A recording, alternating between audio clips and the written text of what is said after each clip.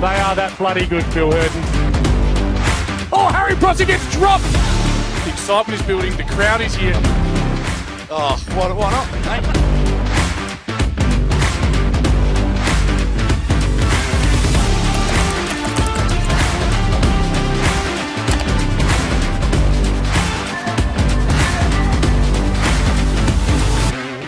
Well, g'day footy fans and welcome to a special day in the Adelaide Footy League Division 1 season.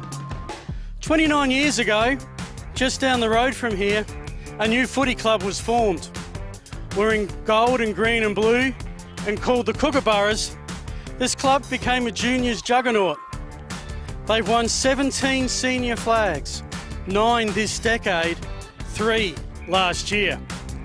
And after starting in the depths of Div 7, today they make history.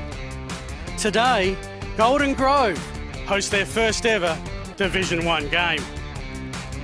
Bringing you this big day are Filming Footy broadcast sponsors.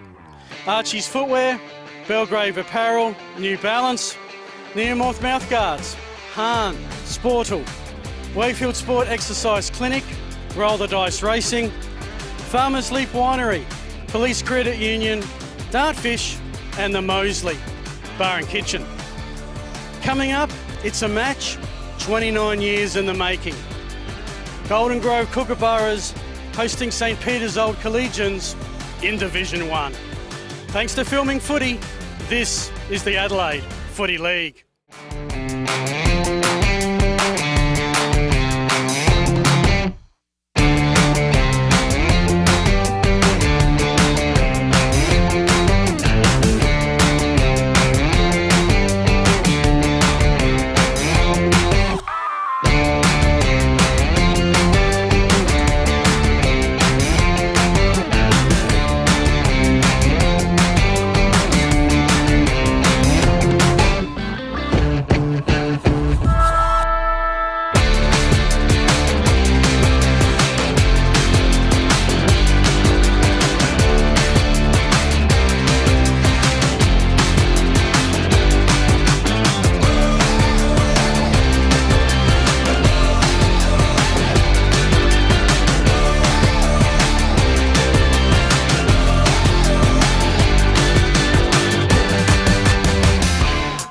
Yes, welcome everyone to Harpersfield on a beautiful day and a big day for the Golden Grove Footy Club, their first Division 1 home game. I'm Phil Hurton, I'm joined by Adam Jeffries, and on debut, running the boundary, Lachlan Good. Lockie, welcome to Filming Footy. Thank you, yeah, it's an absolute pleasure to be here. Can't wait to get started.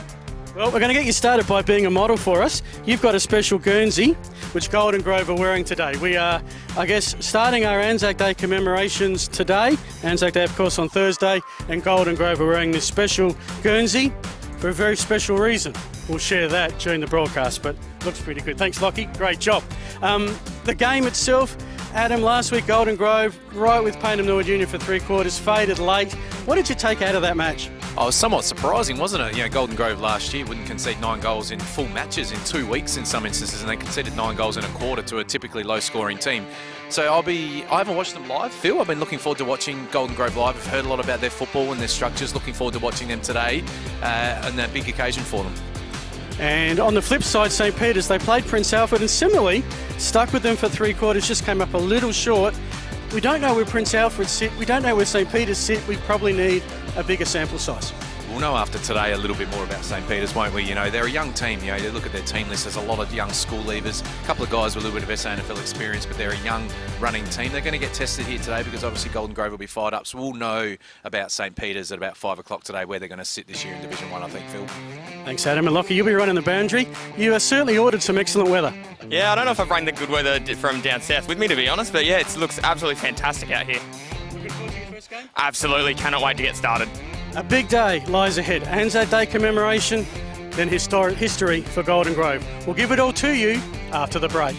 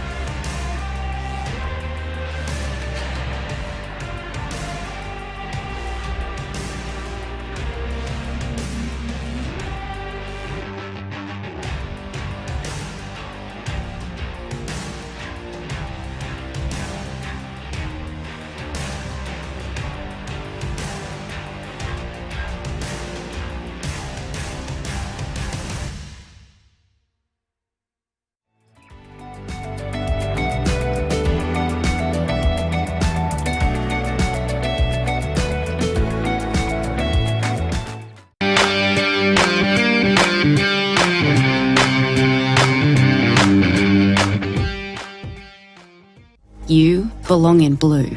Apply for a career with South Australia Police.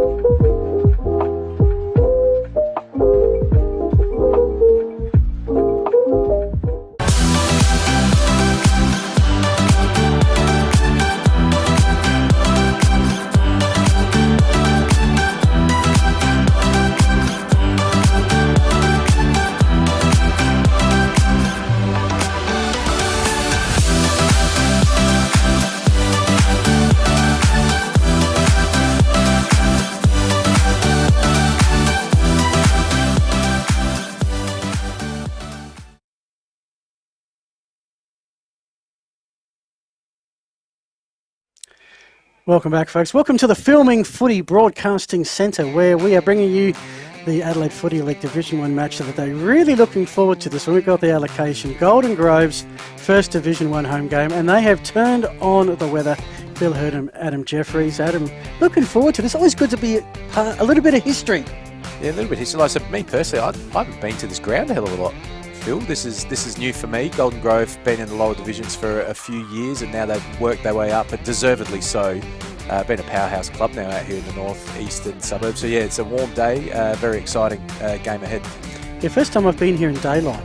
Those that have followed our journeys with Filming Footy would remember about 5 years back, I made a little bet with Sean Jackson about whether Golden Grove would win the premiership. I lost and had to buy a Golden Grove membership, so came out here and did so in the dark after one of our scenes. But in daylight, it looks pretty good, and will look even better in about a month's time. Those renovations look pretty spiffy. Yeah, it's nice. A lot of the clubs getting them done at the moment, aren't they, Phil? And I was hoping to come here today and see it complete. Looks like there's still a few weeks of work to go, but yeah, exciting for the club when it does open. Yeah. So let's have a look. Here is the ladder, 5 teams won, 5 teams lost. St Peter's, Golden Grove, both on the losing end.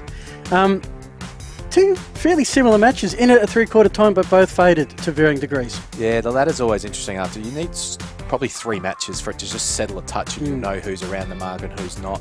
But you don't want to take big percentage hits. I know it's only one game for Broadview, but you got to catch that up at some point as well, don't you, when you have a 10-goal loss. So, and for mine, there's not going to be any real easy beats, 10, 12-goal wins this year, but we'll know a bit more in the next couple of weeks as the ladder evolves. So let's have a look.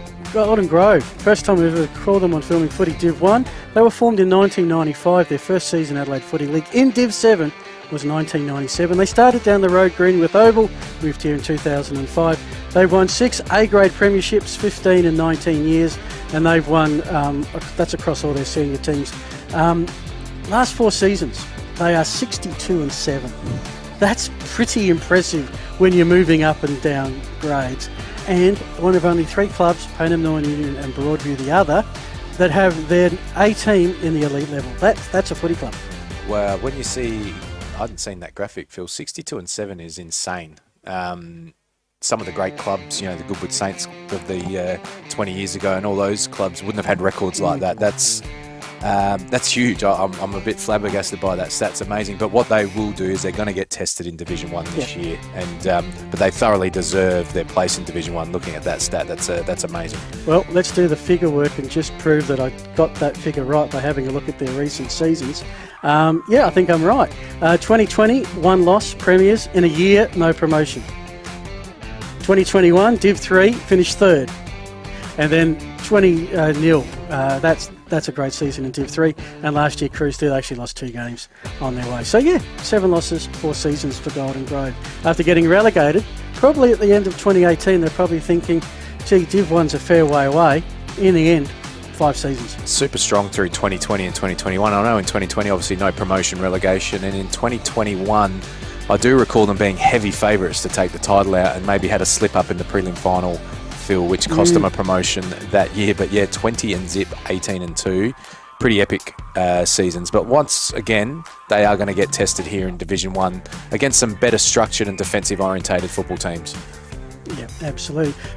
So who are Golden Grove? Let's have a look at some of their players. And if you know your football, some familiar names. Yeah, they do have some nice top-end talent, don't we? I remember Cameron Shenton being a fantastic player at Norwood. I know he had a little stint in the AFL, but he's going to be a player for mine. I think he'll play across half-back as an interceptor.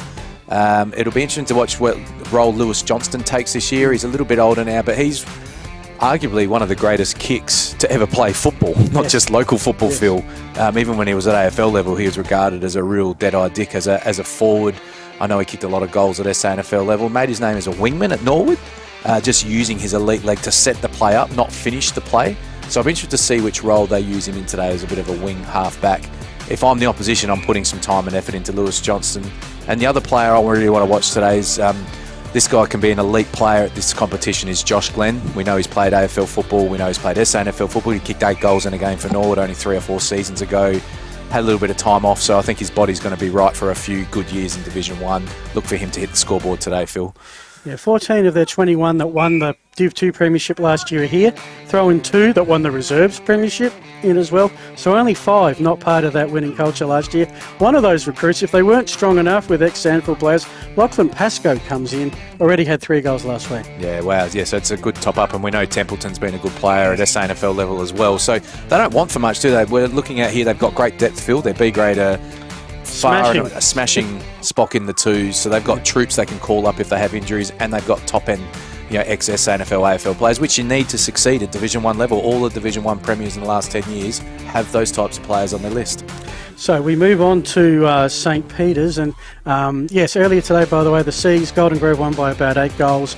Right now in the B's, it's 87 points in favour of the Kookaburras. So St Peter's, well, they've been around Div 1 for a while. We know their story. The college, one of the elite educational establishments in the state, Nobel laureates, South Australian premiers, and I used to have the graphic here, and Brownlow medalist Lockie Neal.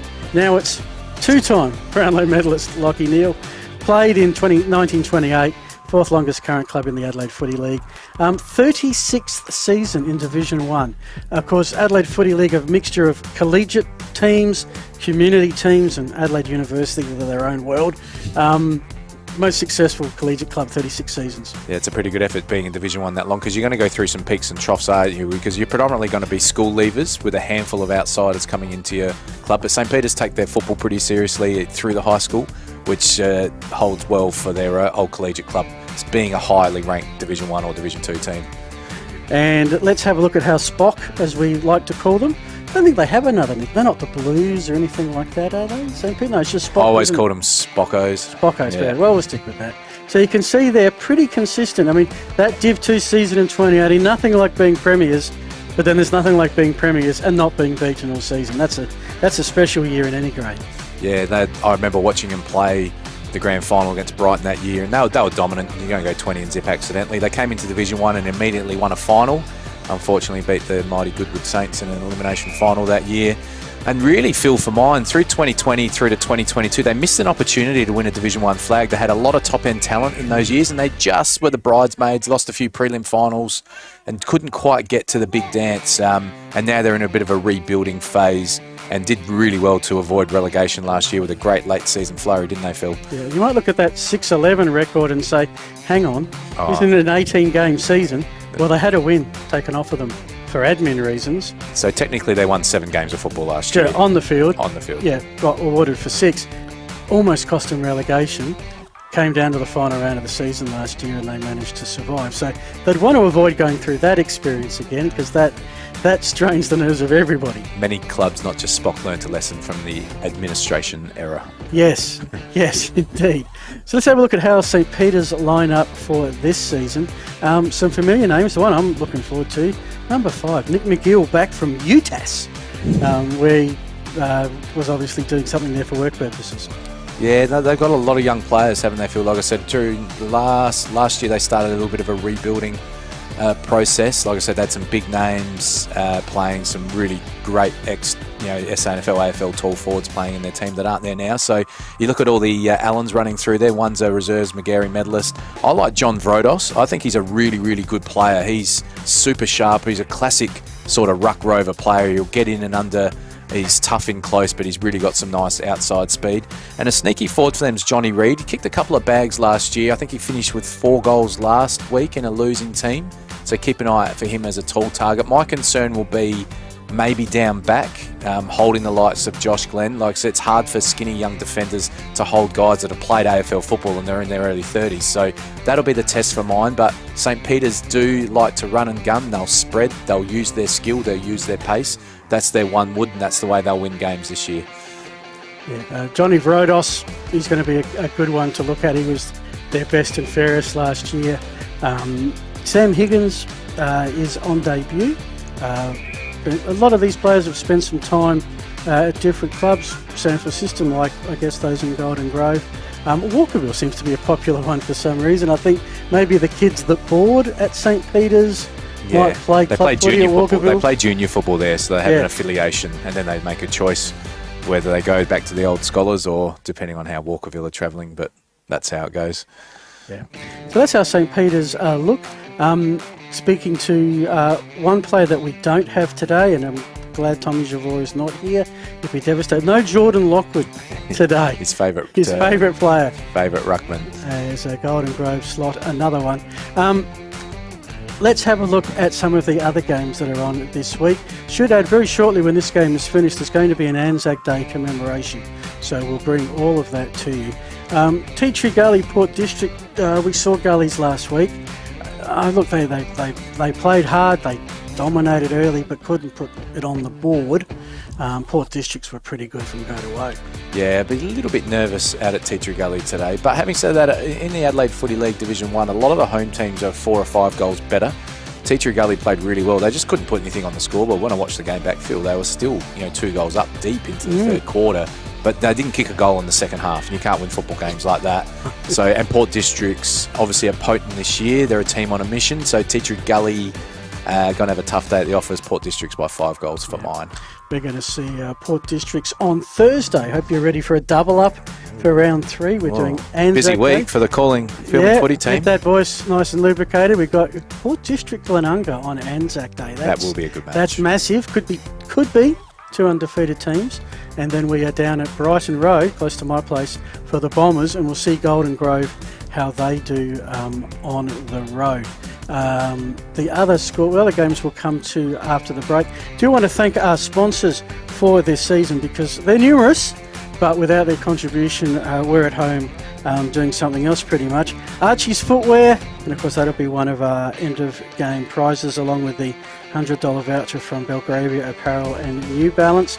That plus the iconic Dartfish beanie will be giving away to the best player on ground, who will also be getting an Anzac Day game medal. We'll work all that out post-game. Throughout the day, we'll be on the lookout for the Neomorph Mouthguards Magic Moment. I get to call that, looking to see that. Hahn and Sportle, great supporters of our scoreboard through the day. Player of the game, as the reserves has just finished. Let me just jot that down because it'll take me a sec. 18-24, 132 to Spock, 3-2-20. Speaking to someone from Spock, he said, look, we don't have the greatest depth and their reserves have been beaten comprehensively 2 straight weeks. But at the A grade level, he says they're a better team than last year. Yeah, that's an interesting point. To me, I'm not sure where they haven't recruited a hell of a lot. I think they're just hoping that their young players get more experience and they've gained some confidence from that late season run last year, Phil. Yeah, so we'll just wait for the players to do their traditional shaking of hands, and then we'll go live to the Anzac Day commemoration shortly. So if we're duking and jibing and looking hesitant, it's because we do not want to miss that. I personally love Anzac Day ceremonies, Phil. I think they're fantastic, and the more we do, the better. Yeah, no, I think, and we'll cover this more on Thursday. Harpers Field has something very special related to Anzac Day that I will explain later on, maybe at halftime when I've got a few minutes, because it's a story that needs to be told with a bit of time attached. Just the other sponsors, Roll the Dice Racing, you have a job today, not just to work the best on ground, you have to give 3-2-1 votes across all the Division 1 games for that share in the racehorse. Thanks to Roll the Dice Racing, Abe Davis collecting it last year, and we've got Spock have hit the turf, and Golden Grove have sort of just wandered out, ready for the ceremony, which we'll go to in a sec. And the other award that you'll be deciding, Best Team Man, which gives you a fair scope to work with there. Adam is the Moseley Bar and Kitchen $100 that's the voucher. one. That's the one the players want, isn't it? Moseley, great establishment down at Glenelg. Yeah, not too far away. You can see on your camera there, Spot getting in a little bit of warm-up whilst they can. Golden Grove are lining up for a photo with their lovely Guernsey. Yes. I can't really tell too much of a difference because I haven't seen what their normal Guernsey looks like yet. No, it's very similar, but I think big investment for the club, to get a Guernsey specific to a match. Those Guernseys cost a lot each, so it's a big investment for a club to make, and we might even be able to get a little glimpse of it here. So yeah, that's the one that Lockie showed earlier. Of course, Lachlan Good will be on the boundary, and that's the front. Just turn the back over if you want, Adam. So you'll see here, just at the top here, James L. Harper and Robert E. Harper. Harper's Field. I'll explain why Harper's Field and why they're on the Guernsey a little bit later. But the ceremony is just seconds away. Also want to thank just our other sponsors whilst we're waiting. Wakefield Sports Exercise Clinic, they're doing the interchange benches.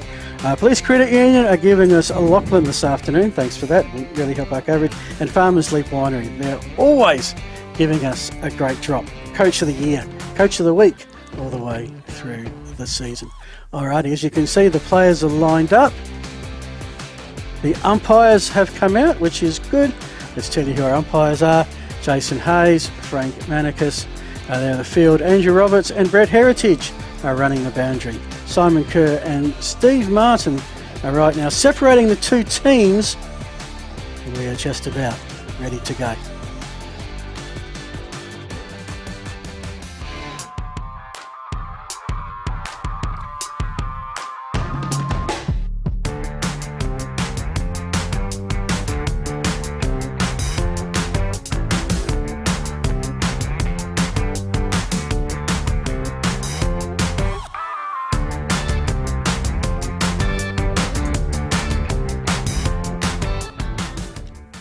Thanks everyone for coming out for our Anzac Day round celebrations. We acknowledge and respect the traditional custodians of the land on which we meet and pay our respects to elders past, present and emerging. Welcome to our elected councillors, invited guests, sponsors, committee, officials, members and supporters of both Golden Grove and Scotch. We send a thank you to our past, present and future men and women who serve in our armed forces. Today is our first home game for quite a few years that we've been able to celebrate the club's connection with Anzac Day. The field in which we stand on, Harper's Field, was named for two local soldiers who served in World War I and were killed in action only 2 days apart. James Little Harper and Robert Emsley Harper from the 52nd Australian Infantry Battalion. This year we recognise and honour the sacrifice made by James and Robert and all that have or will serve our country. With our A grade wearing our Anzac themed Guernseys, which will be auctioned after the match, and each of the men's A, B and C grades playing here today being awarded Best on Ground Anzac themed medal. Thank you to Nick Gaudio for his hard work in creating these fantastic items. We thank 20-year veteran Jason Murdoch, who presented the C grade recipient earlier in the day, to Cullen Weaving, and has provided the display in the club rooms for you all to see. We now invite 46-year veteran to my left and current reservist Helen Massa to present the B grade medal. The judge Best on Ground, Brad Morris from Golden Grove Football Club.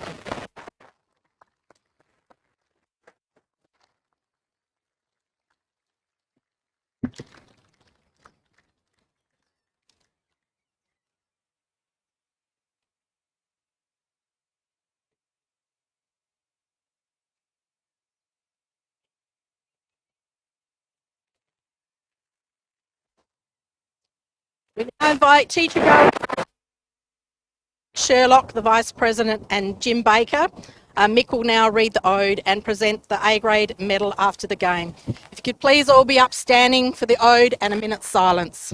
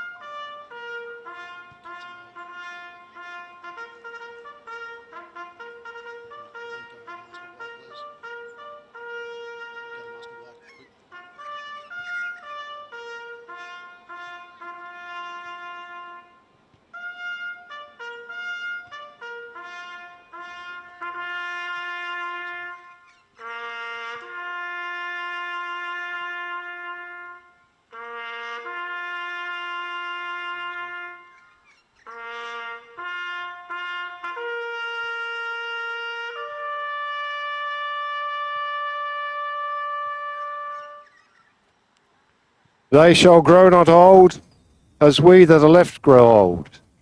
Age shall not weary them, nor the years condemn. At the going down of the sun, and in the morning, we will remember them.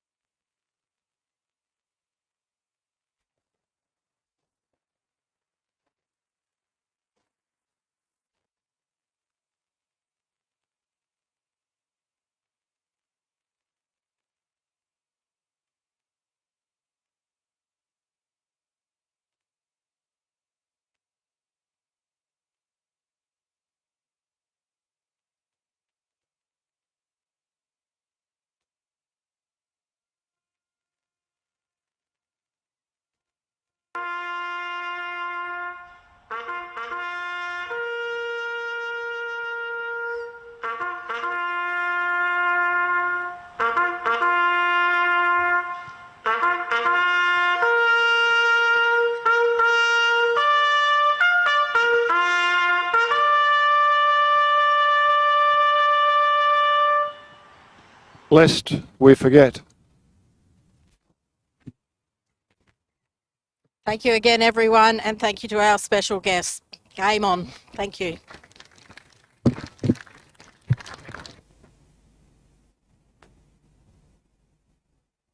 Welcome back, and thank you for taking part in that Anzac Day commemoration. It never gets any less symbolic or emotional. Kate Grandy, the president of the Golden Grove Football Club, the MC for that occasion. So the teams will take a few more minutes to warm up. Golden Grove will get a few more photos.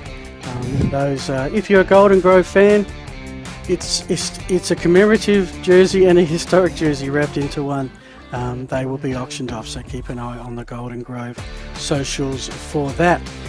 For the last few minutes, we're going to have a coin toss shortly, and we'll try and go live to that if they're going to the coin toss now. Not often you find us caught short on the coin toss, but we'll go to that, and Golden Grove have won the coin toss.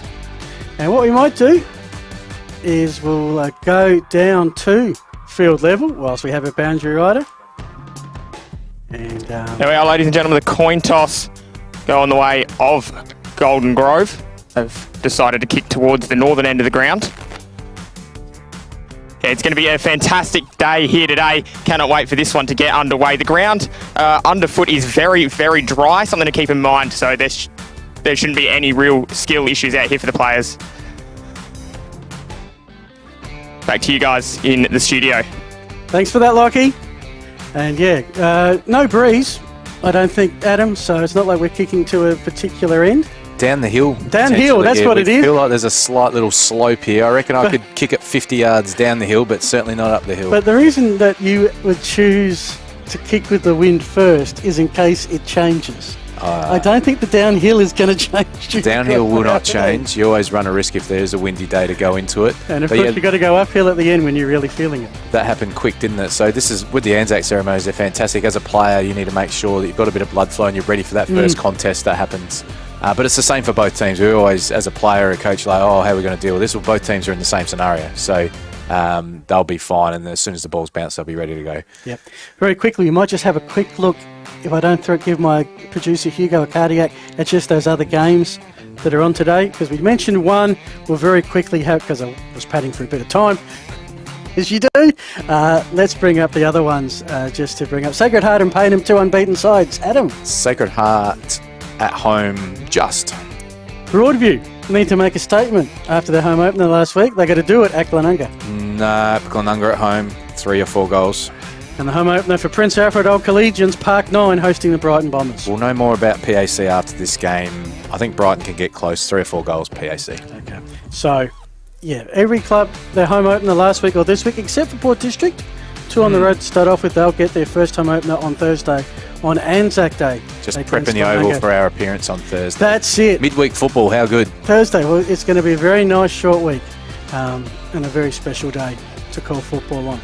As this is for the Golden Grove Footy Club. Prediction, Adam, as we get underway. Yeah, I think Golden Grove win today by 6 goals. But we don't know. We'll know more about St. Peter's in a couple of hours' time as the players take up their positions now. I'll be interested to see how they go about their business today. And just make a note as well that Luke Barmby, who's been their playing coach, ex-Central Districts player, he's just coaching Phil, not playing, which I think is a smart move in Division 1. And which oppositions, knowing how Luke Barmby used to tackle, are very happy about, because he was a tackling machine. It will be Spock with the first ball. They go forward in the direction of Nick McGill. He's under a bit of pressure. He's lost the ball. Barnwell had it. It's by the boundary line, through some hands, and straight to the Spock bench.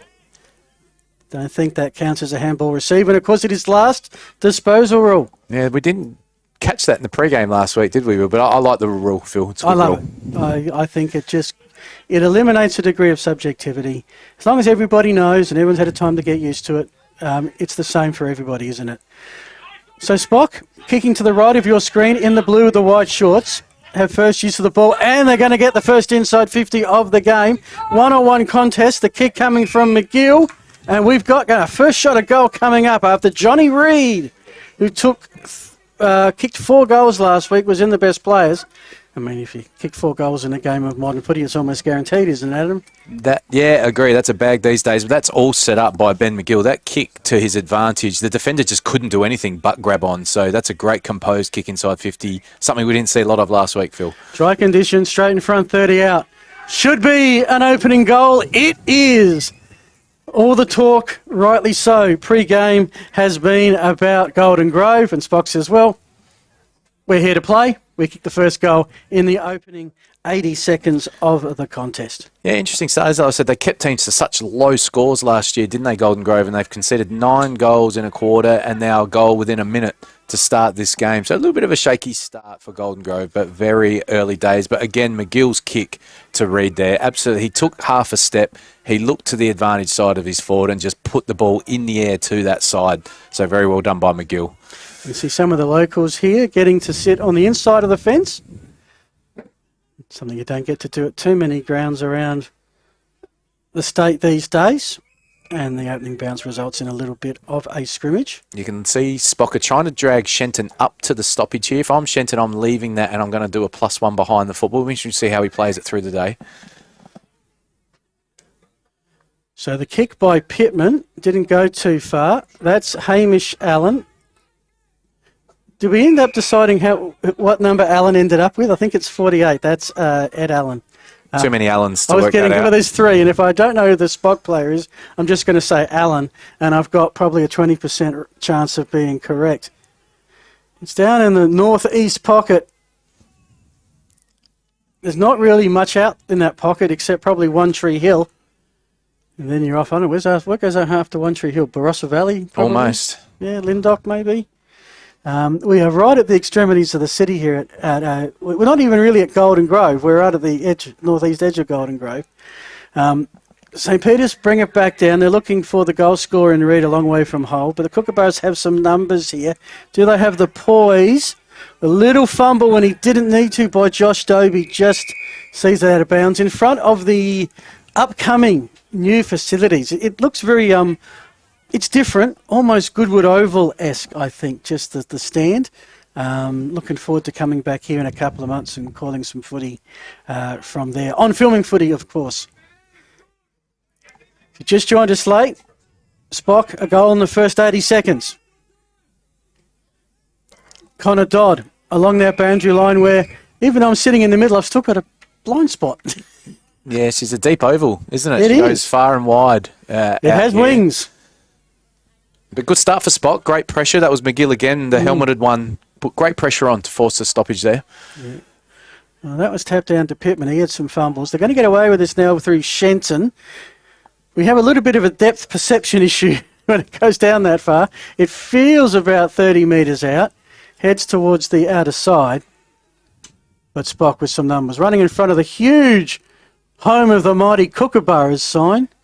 That's old Sandville in the 70s style, those old huge French banners we used to see back in the day.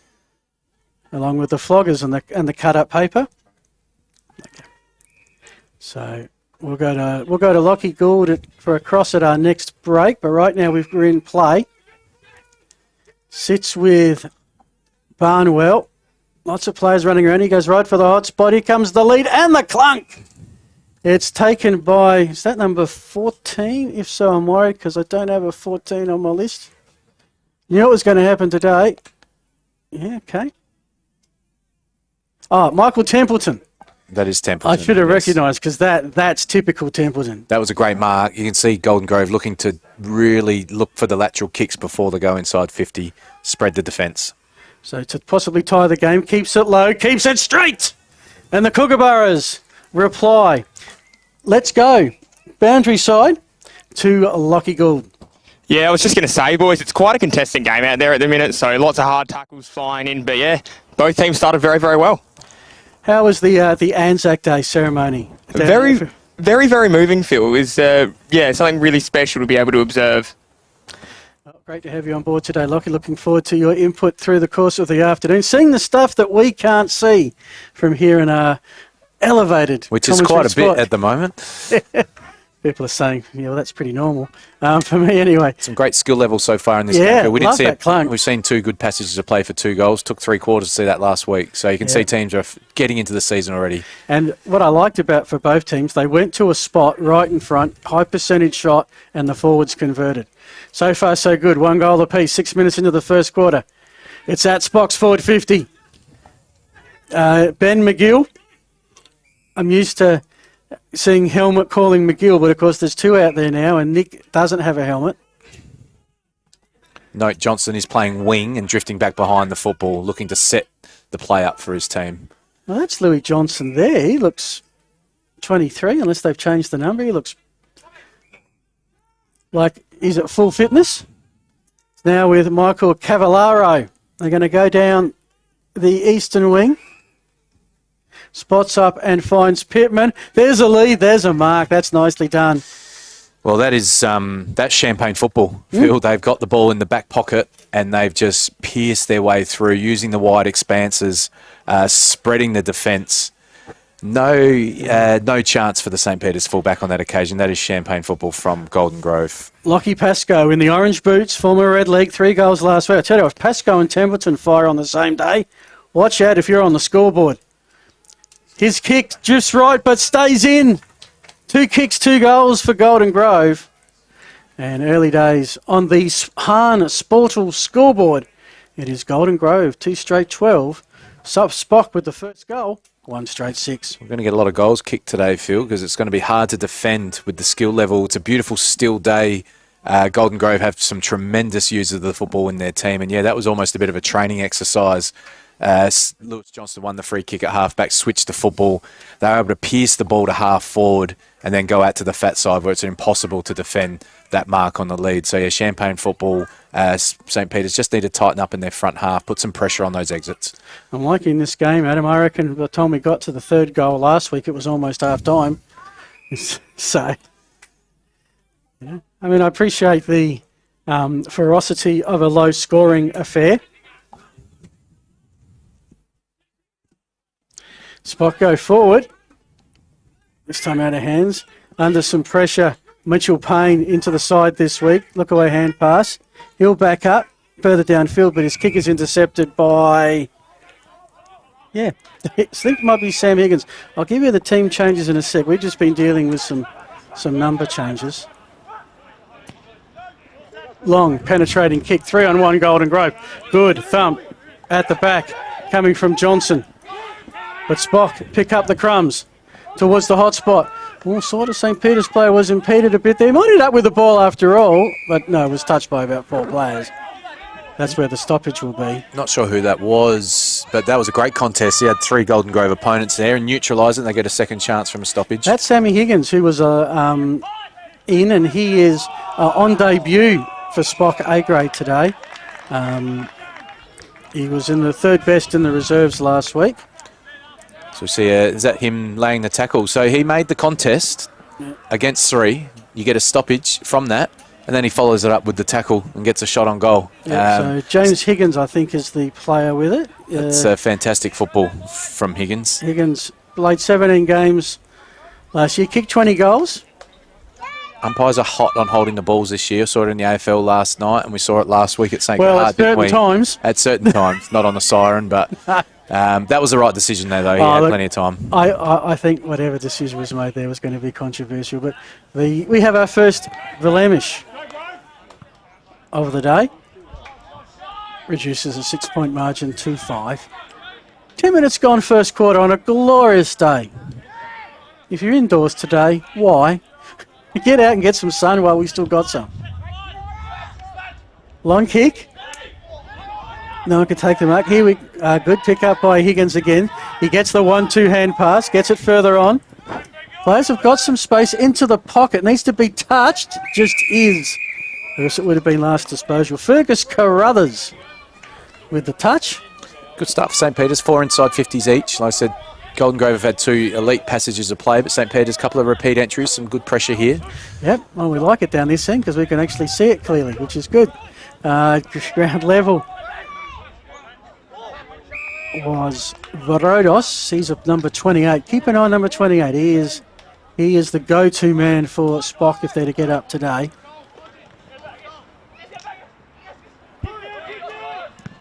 I'll clear it out. Johnson, who's playing a pretty critical role in defence, just a booming kick. This time, I know that man, that's Josh Glenn. Across to Templeton, so a couple of ex-Bulldogs combining there, Central District Bulldogs. Penetrating kick to the forward pocket, putting some pressure on St. Peter's, but they're up for it, and back it comes to Ben McGill. He's in the centre square, nice little handball over the top. I love the fast running precise football. Well, sort of precise football. Golden Grove sort of playing around with it. Mitchell Slater, great first spin move. Not sure about the second. Got away with it. Kick off the ground. The bounce is a behind from Carruthers. Tremendous tackling again from St. I thought that could have been almost rewarded, Phil. It was a fantastic tackle, and he had an opportunity prior to get rid of it. So if some you're good going to make pressure. a spin, that's deemed to be prior opportunity, Yes, I would have thought. I agree, but good to see St. Peter's. They need to apply forward half pressure. How's that kick from Louis Johnson? Yeah, look, I agree. If you want a designated kicker, why not use a man with a great kick? But is it turned over? We're back inside 50. That St. Peter's count is climbing. Thatcher. Now onto the run of Cockgrove. Kick at the ankles of the intended target. So not only does he get a poor kick at his ankles, he then gets the head taken off. Free kick, Kookaburras. Crossfield we go, Cam Shenton. I feel like I'm calling Sandful again. Glenn to Templeton to Shenton to Johnson. I'm back in the 2010s again. But one too many kicks intercepted. St. Peter's don't really make them pay on this occasion. Takes the time for Shenton to go back. Got a mitt to it. They're coming towards the van. Everybody duck. And that's the danger of being boundary rider, Lockie. Almost got he didn't get a touch, almost got a player. Steve Osborne, but that was number, by the way. Osborne did bang his leg on the fence there as well, Yeah, so keep an eye on him. He hasn't exactly come back all sprightly, has he? Didn't enjoy that. Yeah, you would have got a close look at that, Lockie. How was that for I told you get close to the action.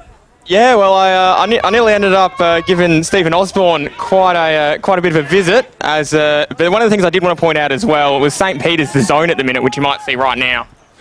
So Saints in a zone. Yep. There you go, Adam. And Lockie's taking over your job now. Loving it. Watch out. So they're certainly set up a wall. Hasn't been a while since Golden Grove had an inside 50. When they have, they've done pretty well. Shenton, oh, look at that. Look at that. We're going to see some skill today, Adam. They've had the last 5 inside 50s, yes, but they end up in their back half. We saw an uncharacteristic turnover from Johnston before. Can they keep the pressure on here, St. Peter's, and get a goal? We saw Teacher Gully do this last week, but they didn't score on all these repeat entries. You've got to score because when Golden Grove do exit, they will score going back the other way. Well, I admire the Tom Robinson on the mark doing the jumping jacks to have that much energy. And if we'll do that in the fourth, but there's a clunk. It's fantastic, Contested mark. Trying to pick up who that is. Well, it's one of the it's the hyphen man. Stuart Rattray. That's a fantastic mark against some pretty elite opposition there, but they deserve a goal here, Phil. That's 9 inside 50s to 4. Yeah. A lot of repeat entries just pinging back in. Got Golden Grove on the back foot a little bit here. Slight angle, 30 degrees maybe. Distance not a problem. You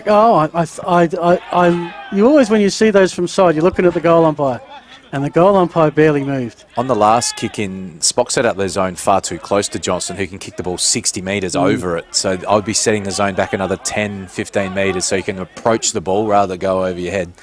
The problem with Louis Johnson is you can't clone him.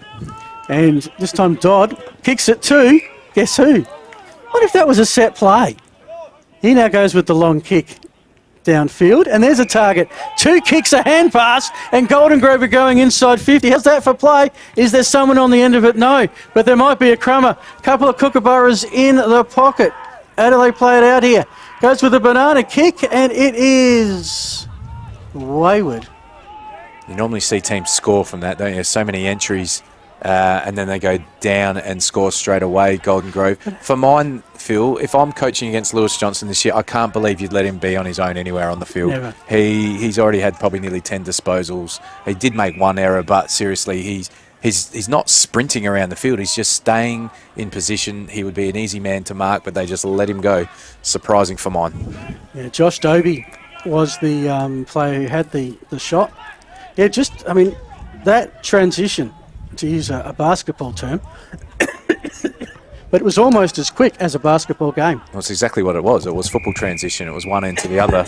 So, yeah, fantastic counter-attack there from Golden Grove. Now it's their opportunity to set up a bit of a wall behind the football and get some repeat entries themselves. That's what Division 1 football is all about. It's about getting the ball in your front half and repeatedly putting it back inside 50. Let's see what they can do here.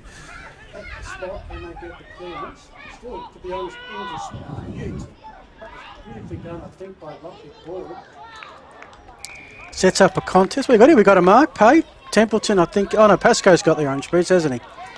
We've got 2 in orange, but that's got to be Lockie Pasco. I'll be disappointed there, St. Peter's, not to get a spoil on that football. That ball just hung in the air and he's able to juggle it a couple of times. So again, yeah, we see Spock with some domination, but if he puts this through, Golden Grove sitting pretty 10 points in front. Let's see what happens. Margin is 4 points. We've ticked into 17-minute mark, and for the first time today, oh no, they missed. Well, of course they missed the set shot. They missed the snap earlier. 2-2-14 on the Hans Portal scoreboard. That's Golden Grove. Spock a 1-3-9. The margin 5 points. Time on is 3 minutes away. Have they gone to find the football? Yep. Lockie, go and find the football. Well, your guess is as good as mine as to where that is. They might need a new one out here, I reckon, Phil. Yeah. Well, that's a what do you use in golf terms? A local hazard. Yes, down there. I'm surprised they haven't got some kids down that end. Now here comes the new one. Yeah.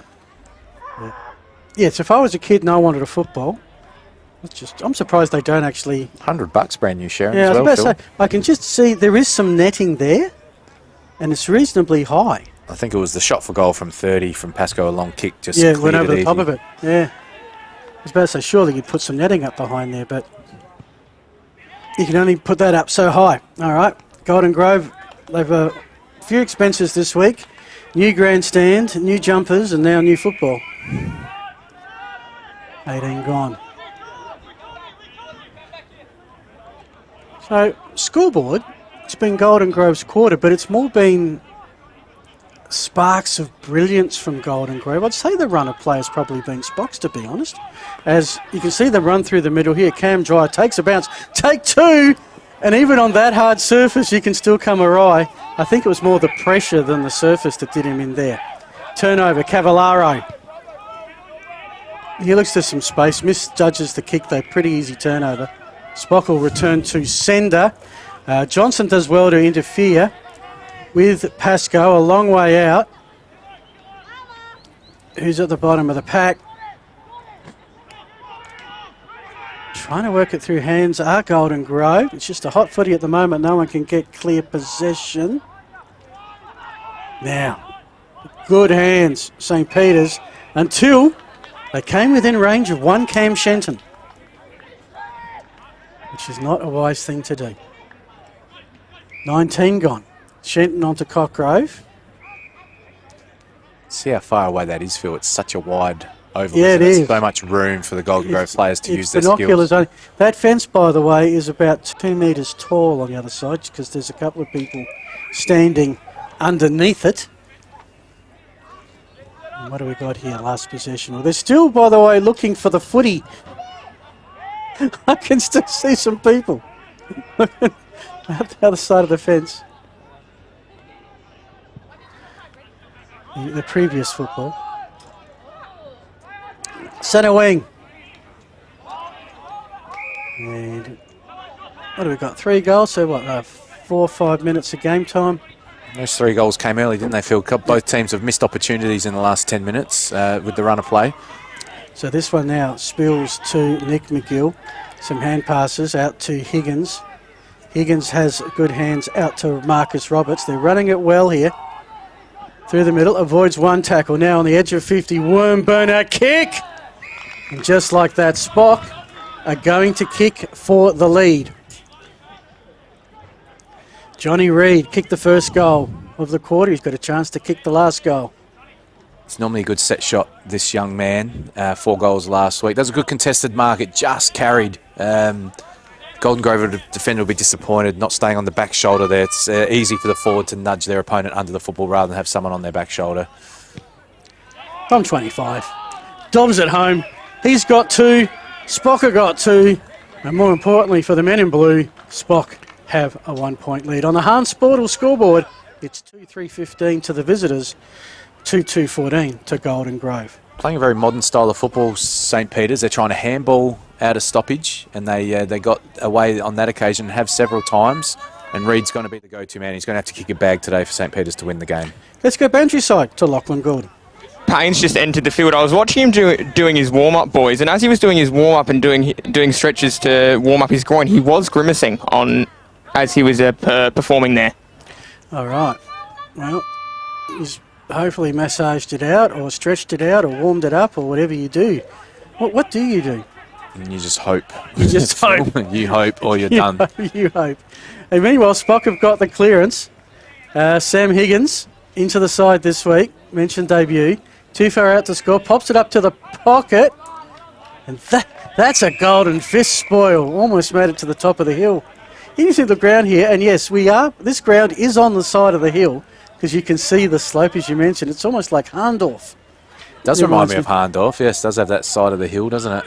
And at the top of the hill, there's quite a row of spectators with umbrellas under the gum trees enjoying this contest, as I hope you are on Filming Footy with Phil Hurden, Adam Jeffries and Lachlan Gould and the Filming Footy crew. Little grubber kick forward, one-on-one battle. And in the end, Golden Grove win that by conceding a score. And we are all tied up. And that was Steve Osborne who won that little one-on-one game of strength with Reid. Let's see how St. Peter's can defend the field now. This is how Golden Grove want to play. They'll spread the field. Look at how they spread the field to open up gaps. They'll back in their short passes and their switches until they find something. They won't want to kick to a contest down the line. Back with Lachlan Borg, who had the kick about 30 seconds ago. It's almost like Golden Grove are sort of content to try and... Defended it well there, Phil. He Defended- forced them to kick to a contest up the line, which is not what Golden Grove wanted to do. Yeah, they 1-on-1, which Golden Grove did win, and they got a chance to win it here. It's a kick forward, and it's a goal. And it's number 14. Michael Templeton. He's right at the bottom. To explain, folks, I have a numeric roster. There is no 14. And right down the bottom is Michael Templeton, who didn't come with a number, hence why I'm struggling a bit. But Templeton has his second.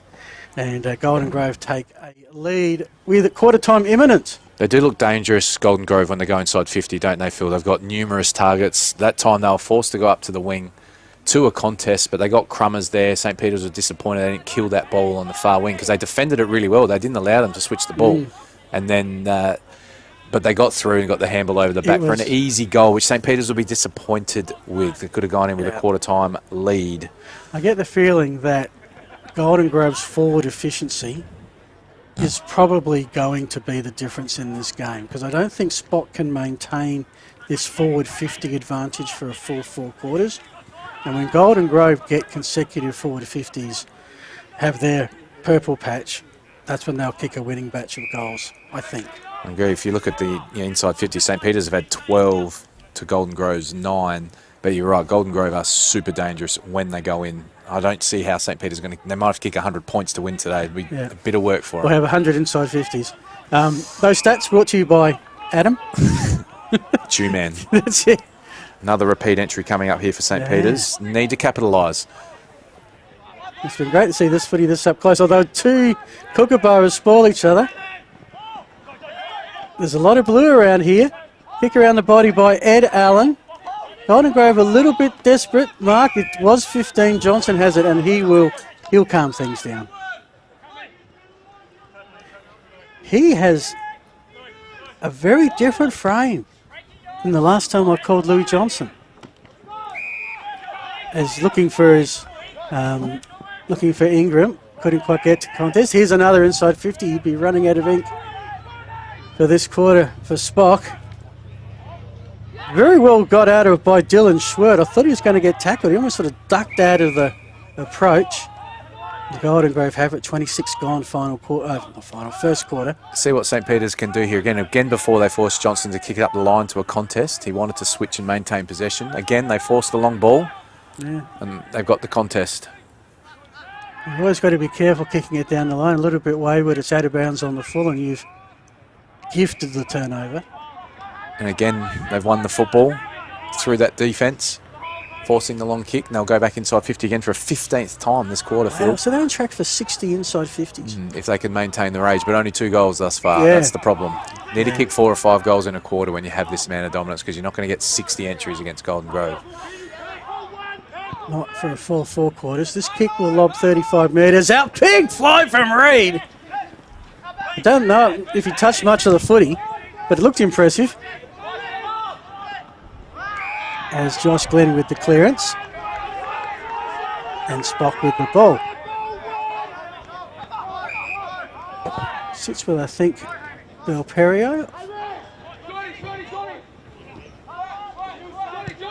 It's turning out to be a fairly long quarter, 27 minutes. I guess we've had 5 goals kicked. There's Glenn again. Charlie Allen attempted to tackle him, and Glenn still got the handball away without too much trouble. Umpires found the free push, Spock ball. Had a really good 5-6 minutes here, Phil, but again, I'll keep reiterating, they've got to find a goal from this dominance as the siren goes. Well, that is quarter time. Entertaining one. Golden Grove's first in Division 1 at home here at Harpers Field. It is Golden Grove 3-2-20, Spock a 2-4-16. The goal scorers Michael Templeton with 2, Lachlan Pascoe 1 for Golden Grove. The Spock 2 to Johnny Reid, and he is Spock's sole goal scorer. You're with Lachlan Gould. He'll give us a Huddles report shortly. Adam Jeffries, he's got some stats. He'll give you his analysis shortly. And Phil Herden will be back after the break. You're watching the Adelaide Footy League. Thanks to Filming Footy.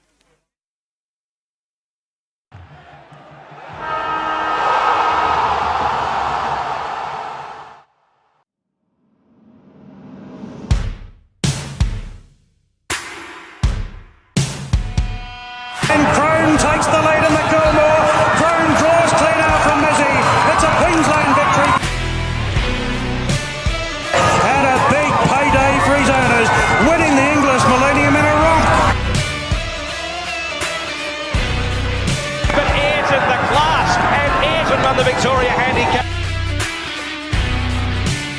But Mahuda goes all the way. Where again, Mahuda?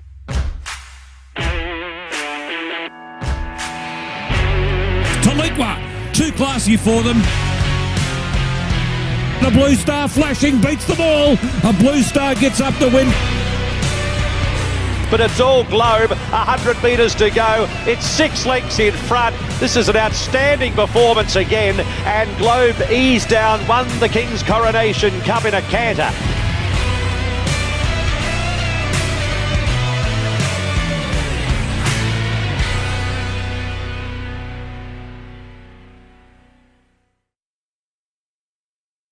Get a quick and easy low-rate car loan from Police Credit Union today. You belong in blue. Apply for a career with South Australia Police.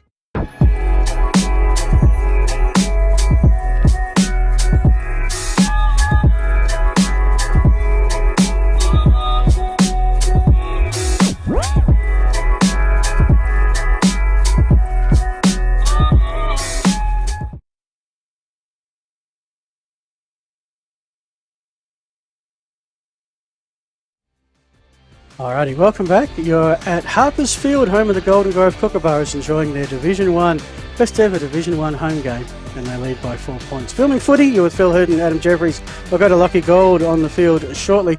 But Adam, I'm going to get some scores around the grounds. Your thoughts about that first quarter? Yeah, most impressive start for mine for St. Peter's. They're playing a real modern style, a lot of handball out of stoppage. They're not looking to hat kick. They want to get someone facing forward to the forwards. They put a lot of pressure on Golden Grove's exits late in the quarter, set their zone further back up, cut off the short passes. 15 inside 50s they had, Field to 9, but only a 2-goal return. Reid looks super imposing up there, doesn't he? But they need to give him some more one-on-ones so he can kick a bag today and keep them in the game. Golden Grove for mine, they look well drilled on the offensive side of the game. They spread the oval. They are super dangerous when they go inside 50. Getting beaten around the ball, around the stoppages at the moment. Need to do something about that. 4 centre bounces to 1 going Spock's way. So if they tidy up a bit of pressure around the ball, doesn't necessarily have to be a win, but they have to pressure St. Peter's stoppage exits, and they'll get more inside 50s and they'll win this game. But a long way to go, Phil. Good start for St. Peter's. Just had a quick look around the grounds, and of course all the games are streamed courtesy of Filming Footy. Go to Filming Footy on YouTube to find them. Some of these are in the second quarter. We started a little late, but it is Tea Tree Gully and Port District at Tea Tree Gully. Port District up by 9 points, 16-7. As we wait, I'll get Hugo's thumbs up when we're going to a cross. Payneham Norwood Union and Sacred Heart leading there by 1 point, 25-24, which is about what they'd scored by three-quarter time last week. Glenunga and Broadview, Glenunga by 17 points. And Prince Alfred College and Brighton, Prince Alfred 20, Brighton 7. So, yeah, all games within 13 points at quarter time. Round 2 of the Adelaide Footy League. Always interesting to see the huddles. Spock out pretty early. They're ready to go. Golden Grove, Luke Barnby wanted a few extra minutes. Yeah, I'm not surprised by that. St. Peter's, plenty of energy getting back out of their positions. They played really good football, so they're keen to get the contest going again. Jotting down these scores. 3-2. The Hahn Sportal scoreboard. Couple of early front runners for awards today. Oh, it's an interesting one. There was a bit of a keepings off game there, wasn't it? For mine, Lewis Johnson as a defender, really in that quarter field, he had a dozen disposals in the back half of the ground and got back behind the ball to help his team out with the exits. For mine, haven't really had a high mark or a goal as yet, but I'm sure it'll come. Yeah, I was about to say, one of the problems with the Neomorph mouthguard's magic moment is it's just one mouthguard. If I could, the transition of Golden Grove on a couple of occasions, but who do you give that to? We'll work that out as the day goes on. I don't think we've seen the last of the highlights. Second quarter is underway. Tom Robinson has the free kick. Now it's Golden Grove's turn to kick uphill to the broadcast end, the southern end here at Harpers Field, and it's a mad scramble for the ball. That was an interesting kick. It was sort of, I'm just going to kick it high and you guys work it out. But to be fair enough, Golden Grove, yeah, that's high and that's a bit silly because it's going to give Jake Pittman, and that's even sillier as Marcus Roberts claims he's copped one. What he has done is given away It's a real shame for St. Peter's because they've really dominated He's this game. given away 25. Yeah, so you give away a free kick and then you give away the 25. A little bit of ego there. You love young players playing with a bit of whatever you want to call it, confidence, but you don't want to give away easy goals. So that's a little bit disappointing for mine. I'm sure. You could see the experience of the Golden Grove players. They were just sucking that in the whole time. They just knew it was coming, not buying into anything silly. Milked it. I have a feeling Jake Pittman, in about 5 seconds, is going to find young Marcus Roberts and say thank you for the gift. Yep, thank you. I appreciate that. That was easiest passage of football for me this year. Let's go, Lockie Good. You've got about 10 seconds, Lockie. Very, very quick 10 seconds. Jake Pittman, the last goal scorer, he was demanding more out of the middle as well from his midfielders. But we will get back to the middle and I'll finish off that thought very soon. Thanks, Lockie. We will come back to you at some point this afternoon, I promise. Back in the middle. How about right now? Go for it. Appreciate it. So there was an almighty spray in the Golden Grove huddle at quarter time. They were very unhappy with the transition and no one was following their opponent. Lots of anger there. So they seem to be rectifying that very early. Okay. A spray from Coach Barmby. Interesting. Okay. Yeah, I thought, like I said, their pressure around the stoppage for mine was the area that they need to get better at. Let's see what happens here. Yeah, their actual transition when they got it going was awesome. Maybe there's high expectations based on the talent on the park. Stuart Rattray with a kick forward for Spock. Thanks to Lucky Gould for the huddle assessment. That's our Police Credit Union, by the way, sponsoring our sideline crosses this year. We do thank them and all our other sponsors. I bank with the PCU, Police Credit Union. The Phil. PCU? Yeah, PCU will call them. Been with them for about 15 years. They're not the banking. Great establishment. They're a credit union. Credit union, of course they are. Says Back to so in the name, doesn't it? Back to the football. Back As to the footy, St. yeah. Peter's back inside 50 and got a mark and a shot on goal from deep on the pocket here. Yeah, this is Lockie de Cesare back in the team. Kicked 8 goals in 10 games last year. 1 goal last week in the loss to Prince Alfred. He's in front of that huge banner. I love it. Great way to brand the ground as your home venue. From the boundary, I tell you what, he's missed. Goal umpire did not move there. I'll tell you what, these goal umpires, come on, guys. Move. Give us some movement. That's twice I've been conned today. And I wasn't a accredited goal umpire. I should know these things. Anyway, kick out towards Kane Blades. It returned with love to sender. And now it's McGill, Ben McGill with the mark. He's a sneakily good player, this guy. Spent a little bit of time away from Spocko's, but he's even there, a contested mark, and he's a great kick. He's handballed off to Nick. Ben to Nick. The McGill combo, another behind. Didn't think he had the distance Jeez, there. I'm getting excited Ben. about behinds, aren't I? But again, that's okay. That's okay. It's a good passage to play. But again, St. Peter's need to find that next goal, don't they, for mine? Yeah. So 8 points the margin at the moment. With that early goal of the quarter to Golden Grove. Good collect by Slater. Looking for the play of Barnwell. Barnwell runs off his opponent. Runs inside of his opponent. That's very good coverage by James Higgins. That just slowed Golden Grove enough for the defence to get back. The kick for Ben McGill. He was never going to mark that. Played for the push. Oh, Ben and Nick on show again. Nick with the kick towards the goal square.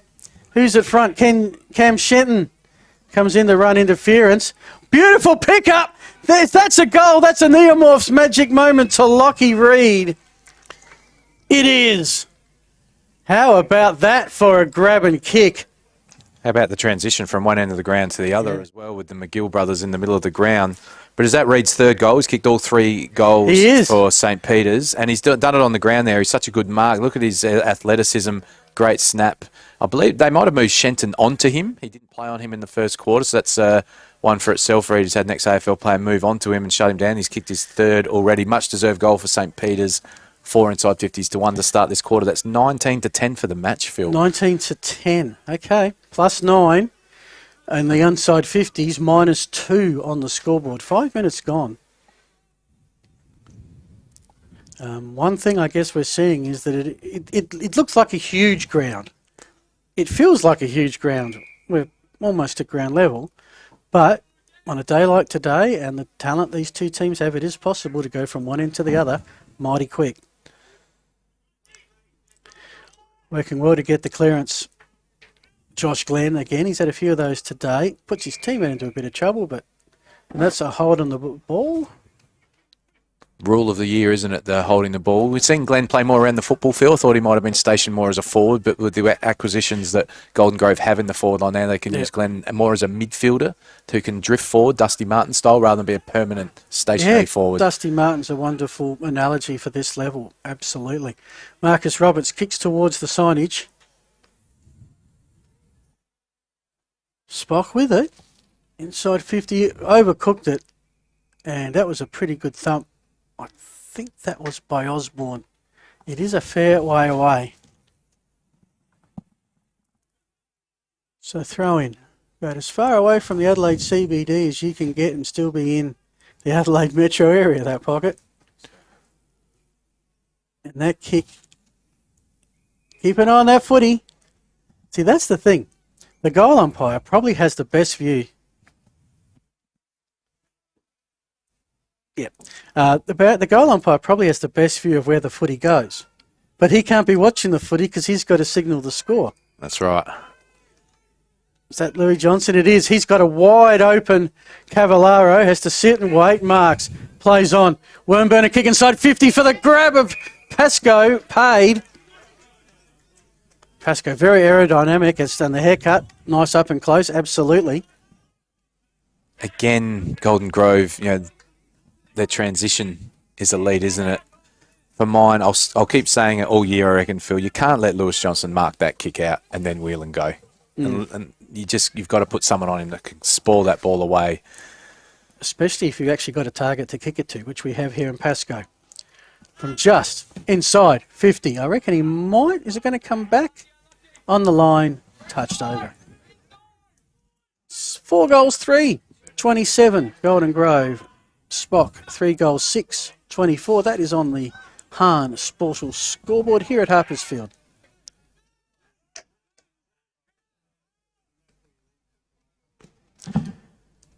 Kick from Newman, who was from Walkerville, ex-Sturt under 18s, playing his first season with Spock, gotten the best players last week. One of the rare, a lot of Spock players were played for the club last week. Not a lot of changes as usual. It is Johnson. He was just leading the Spock defenders just a merry dance, wasn't he? He was, I'm going to go left, and they went left. Then he went right, and they went right, and he just put a gap between them all. He holds his width so well. He doesn't get sucked into the contest. He's not going to do his work in the phone box, Lewis Johnson. He's going to hold his width, and he's found himself on his own again, getting the ball back inside 50. Get some space where he can show off the skills. He's a bit of Roy Ken about him today. Went to the back of a big pack.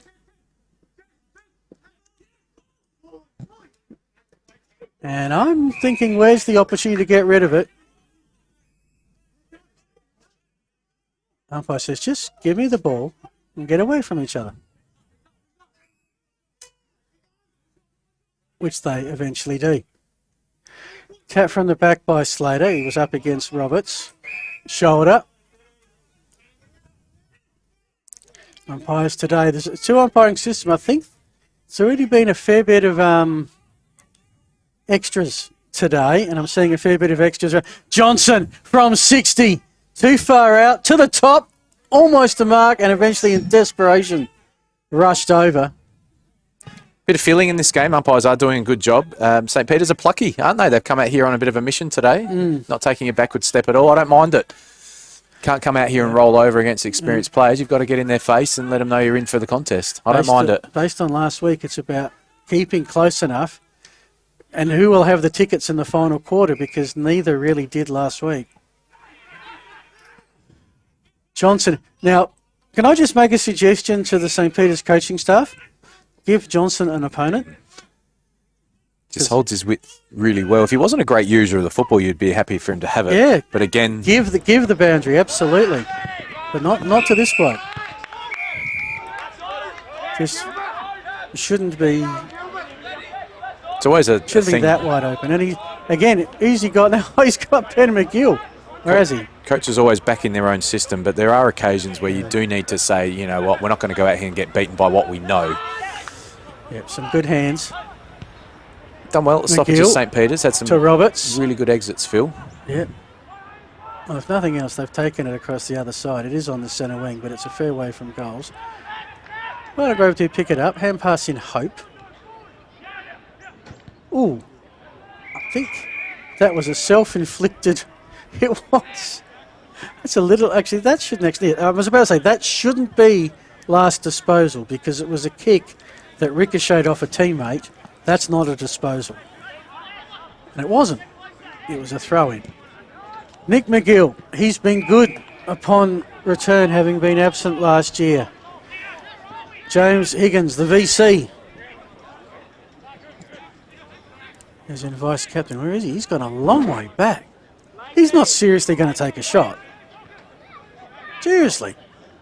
He's taking a shot. Okay. That's why. Gets around what? In the end, and pass to Vrodos. Vrodos finds some space to kick around the body. Wow. That's miraculous. Can that be an early nomination for the play of the day? That I reckon he knew what he was doing. He knew he was going to run around the man mark. So who do you give that to? Lockie Good, I need help. You're going to give that to Vrodos, the goal scorer, or are we going to give that to McGill, who freaked everybody out? That was a great finish by... With St. Peter's was that they said they wanted to avoid going so much to Johnny deep. They were going in there quite a lot, and they just want to avoid that. They seem to have done that. That was a really spectacular goal. Yeah, I'm giving it to Vrodos for the finish because it was a very classy because finish. He had to finish. Yes, he had to finish. Okay. But that's certainly an early nomination for mine. Yeah, and Johnny Reid, well, he was busy in the first quarter, and by going deep, obviously not too close to the goal line, bring him out a bit. So it is goal for goal at the moment, 4 goals apiece, 2-point lead to the visitors. Golden Grove going forward this time, and that's a heck of a concession. There's conceded behinds, and then there's, you think for a sec, which end is which team kicking to? 28 AFL Grand Final stuff from Hawthorn there. Yeah, not wrong. So Spock have it. Right in front of your Filming Footy broadcast team, the Filming Footy, we've got Hugo on production, we've got Elias and James on camera, Lachlan on boundary, Adam with the expertise, and then you got me trying to call some footy for you. We're back in the centre wing. Golden Grove bring it forward, nicely done by Ed Allen to get in the way. As I said, one of 3 Allens out there today. It's a risky ball, but a great ball. Good, yeah. That had to be centimetre perfect, dare I say it, Phil, and it was. It was Ed to Charlie. So we just, who haven't we introduced yet? We haven't introduced Hamish. I was getting different signals before the game of what number he was wearing, so I think it was 48 was where we ended up. Off some hands, and are they calling that? Yeah, they're on the full, okay. And there is a Lockie. I'll get you to keep an eye on that St. Peter's player. On the mark at the moment because he is holding his hand in a grimace position. I'll try and get you a better number in just a tick. So the kick downfield, if he comes off, Lockie, just give us an update because he's trying to squeeze out the pain. Sometimes that works, sometimes it doesn't. Well, 10.5, that was a pretty clear tap in Golden Grove's direction. Some more physicality. And here's the thing, you can be physical, but chances are if you don't control that, you're going to give away a free. Agree. Marcus Roberts. Good grab taken by Allen. That's Edward onto Vrodos. BNF last year. Big stretch by the Golden Grove defender, just didn't take the mark. Ben McGill at ground level. Back to Nick. Those two are just in absolute sync. That is the 3rd time today that at least I've called that Ben has gone to Nick. All right, now it's going to be a shot on goal for Spock. Taking his time, Colm Dwyer, I think 2 goals last week. had the run of play, haven't they? This is where they need to capitalise, Phil. When they've got this domination of inside 50s, they need to make the opposition pay because Golden Grove will get the scoreboard ticking over. 2 goals for Spock last year, a few games for the Sturt under 18s. And he has hit the post. Hans Sportal scoreboard. It is Spock by 2, 4-7-31. Golden Grove 4-5-29. Think of this quarter, Phil, it's Spock's domination. Now, Golden Grove's only goal was the one that was gifted to us right in front of us. They haven't really been able to put anything together as yet. This has very much similarities in some ways to last week. Yeah, agree. The underdog opposition away team. Underdog visitors taking it right up, but not rewarded on the scoreboard. Pascoe, the forward with a handball, holding the ball. Correct decision there. Yeah, I think the tackle happened. I think the handball by Dylan Wall, number 7 for the Kookaburras, was a little late. Stuart Rattray's kick into a contest, finding to Cesare. There goes Ben McGill. Where's Nick is what I'm saying. And this time he avoids Nick. Oh, here's a crumb. How's that? Holy moly. Sam Walters, I think that is. Give me a moment to check that. Well, this is interesting. Okay. I'm having a look here on the specs, and I've got him wearing... Turn around, son. Talk us through that goal while I keep an eye on the player. Yeah, whoever it was, that's Champagne football front and centre from St. Peter's there. Again, this is the third time today they've gone from end to they had the ball deep in the back pocket. One thing that's troubling Golden Grove here, Phil, is St. Peter's speed. Yeah. They are on the go. They, even in the back pocket there, looked like they had him headed in, and it was at Rattray, the hyphen, just waltzed around him easily, got the ball to the wing. They had numbers front and square, got a deep entry. Reed drew 2 at the top of the square, had the ball, which left the crummer on his own. Great passage of play by St. Peter's. Well, I thought I saw a 1, and there isn't a 1, so I'm going to go with a 7. And if that's the case, it's Sam Walters. But regardless, all of a sudden, it's one of the biggest leads of the game. Stuart Rattray again just grabbed the ball out of the ruck and just took off there. His speed as a ruckman is going to unsettle a few opponents this year. Getting in the way.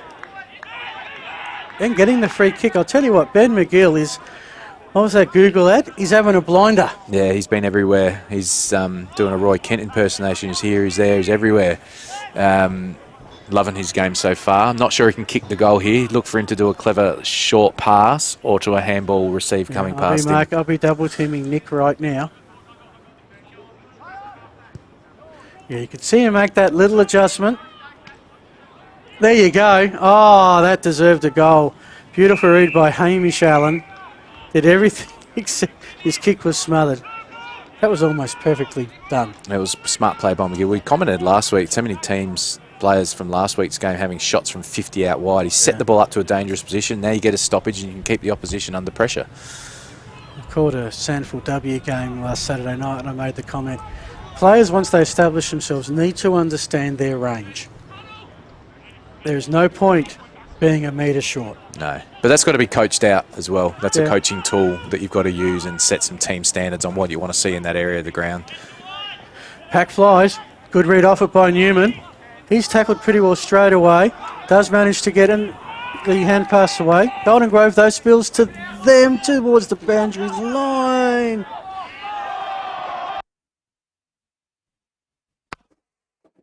Okay.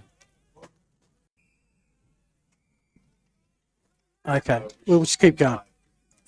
So it's a throw-in. Almost hit time on. Great pressure again there from St. Peter's. Golden Grove looked like they were away. 9 points the margin, which you'd have to say would be a surprise. But thoroughly deserved as well. Totally deserved. They should be probably 3 goals up. The difference is it's the speed of St. Peter's that's worrying them, and their pressure around the ball's been better. Yeah. And Golden Grove have been shut down and pretty much being able to display their known skills from their big men. They'll get it out of defence momentarily, and it's in the northwest pocket. I think if you head that way, you end up at Salisbury. Risky ball there. 11 inside 50s they've had again for the quarter, St. Peter's. 26-15 for the match. So it is a domination at the moment. So they're still on track For a high number, yeah. mid to high 50s. Again, they couldn't quite do it at the same pace as the first quarter.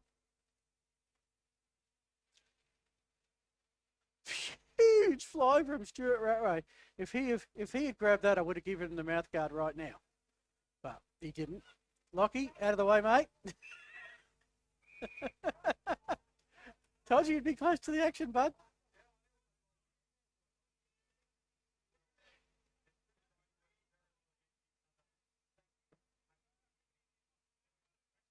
Thanks, mate. Nick Wilson with that kick. Turned over again.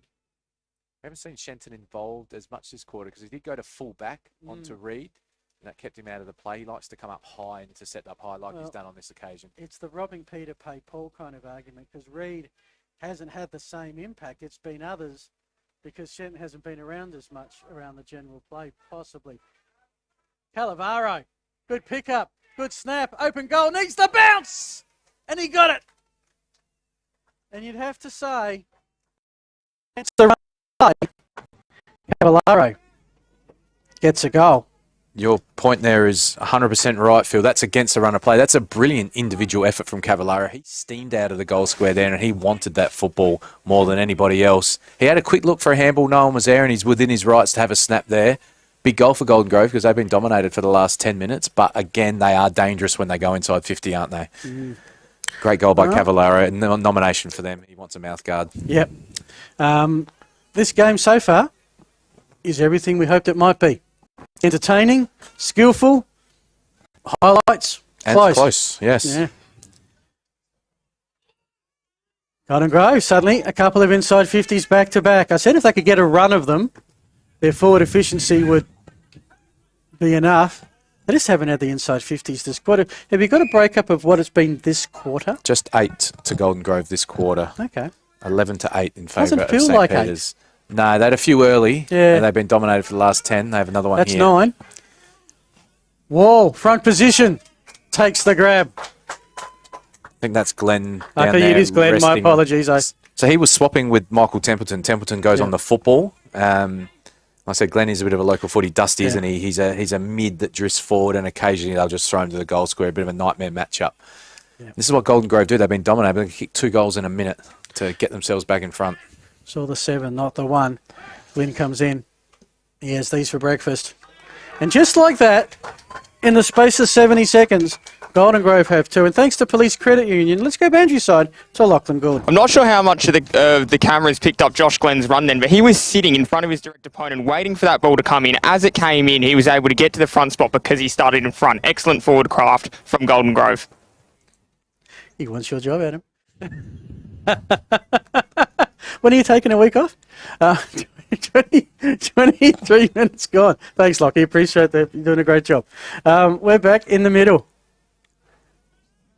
And just as Spock were just inching their way forward, and we've looked, okay, yeah, it's temperamental, unfortunately.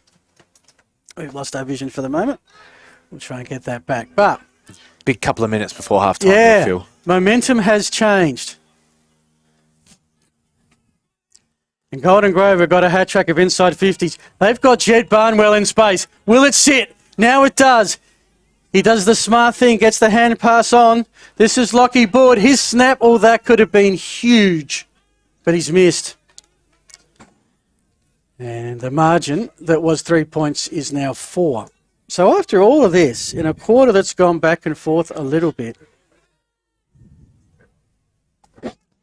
feels like St. Peter's should be 2 or 3 goals in front, doesn't it? That's like I said, the efficiency of Golden Grove in their front 50. Well, this quarter, it's it is Golden Grove who led by 4 points at quarter time. Currently lead by 3 points. Spock have kicked 3 goals, 4. Golden Grove have kicked 3 goals, 3. 25 gone. 6 goals, probably still a chance for 1 or 2 more inside 50s for someone. Gee, having to wait for it forever was Ed Allen. kept his cool, has the run of Belperio. He kicks inside 50 over the top of Lockie Reed, who shows a little bit of frustration with that. Puts his hands up, nowhere near the ball, and says, kick it in front. I understand your frustration as a forward, but you've got to stop prop, go back and try and make a contest and put the opposition defender off. Get a spillage. The problem is, whilst you're doing that, and look, it's easy for me to say how many games of football did I play? Not many. Whilst you're putting your hands up in frustration, your opponent's doing something. Kick forward. There's Wall. Told you it was around the place. Beautiful kick. If it sits, it gets a Barry Crocker of a bounce. Cool, calm, collected goal. Golden Grove have a hat trick. The goal belongs to Josh Doby. They're those 12-point swings, aren't they? They're flowing through the middle of the ground, St. Peter's. The kick to Reed misses. He gets frustrated. And in the blink of an eye, it's back down the other end and another Golden Grove goal, who are just, as we keep saying, Phil, but they're just so efficient and so dangerous inside their forward 50. They'll only need 35, 40 entries in a match to win. Yeah. Replays brought to you by Dartfish, who are going to give you some great statistical analysis of this game. Check all that out. Watch Between the Posts. Tony Neal and Tommy Giroir and co. will give you quite a look at the stats. There'll be plenty to have a look at from this one for sure. So, 27 gone. The halftime siren probably can't go quick enough for Spock at the moment. Not that 9 points is match winnable or anything. It's a dry day. You can move the ball quickly. It's just that they had established a buffer and they've completely lost it. Umpire circling, hiding the ball. Spock will have it. First time... Oh, sorry. Yeah, Spock will have it. First time they've actually had unpressured possession of the football for about 3 or 4 minutes, I think. James Higgins from halfback. Special comments from the crowd. Trying to work it through with a bit of speed, getting his mitts on it. That was Golden Grove. And there's your siren. Oh, tell you what, Templeton had the lead. He had the mark. That was, 2 more seconds? And he would be shooting for a 4 straight. Okay, goal scorers at halftime. 2 to Templeton, Pittman, Glenn, Cavallaro, Pascoe and Doby. For Spock, 3 to Reed, 1 to Rodos and Walters. Hans Portal scoreboard, Golden Grove 7-5-47, Spock 5-8-38. We'll be back with plenty more after the break. You're watching the Adelaide Footy League. Thanks to Filming Footy.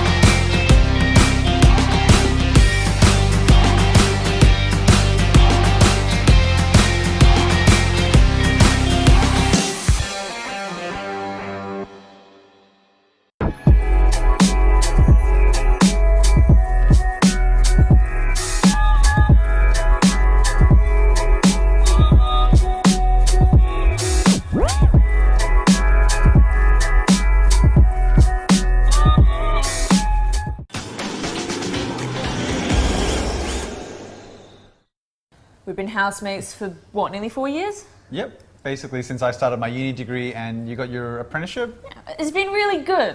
It's the little things, you know? One of us is always around to house it when the other goes on holiday. And one of us is always ready to help the other out of jam. I don't know. Yeah, happen again. It's usually me. My HECS debt doesn't leave a lot of room for holidays or working transportation or food. But it's worth all the debt, right? No. But what about your debt? Debt isn't a problem for me. I get paid to learn.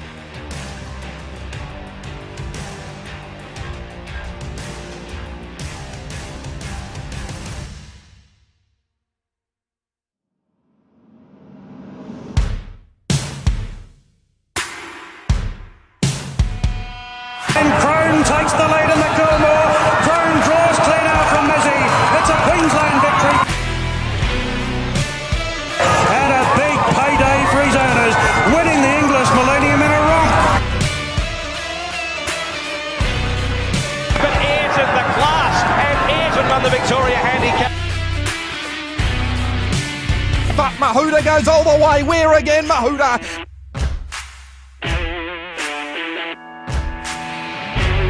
Taliqua, too classy for them.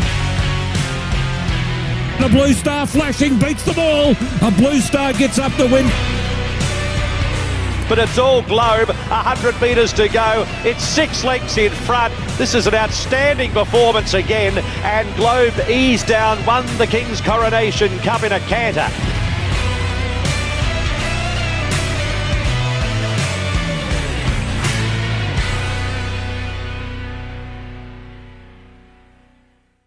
Get a quick and easy low-rate car loan from Police Credit Union today.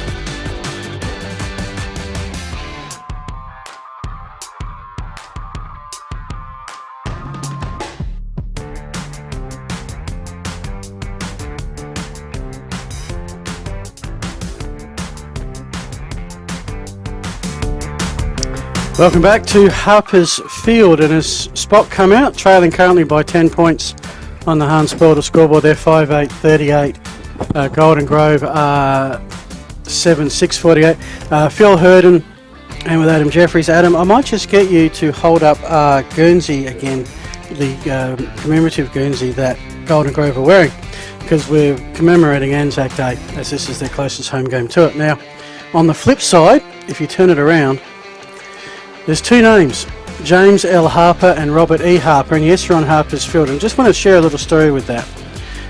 And it probably needs to be understood in the context that World War I, Golden Grove was nothing like Golden Grove is now. It was a small farming village on the outskirts of the town of Adelaide, for want of a better reason.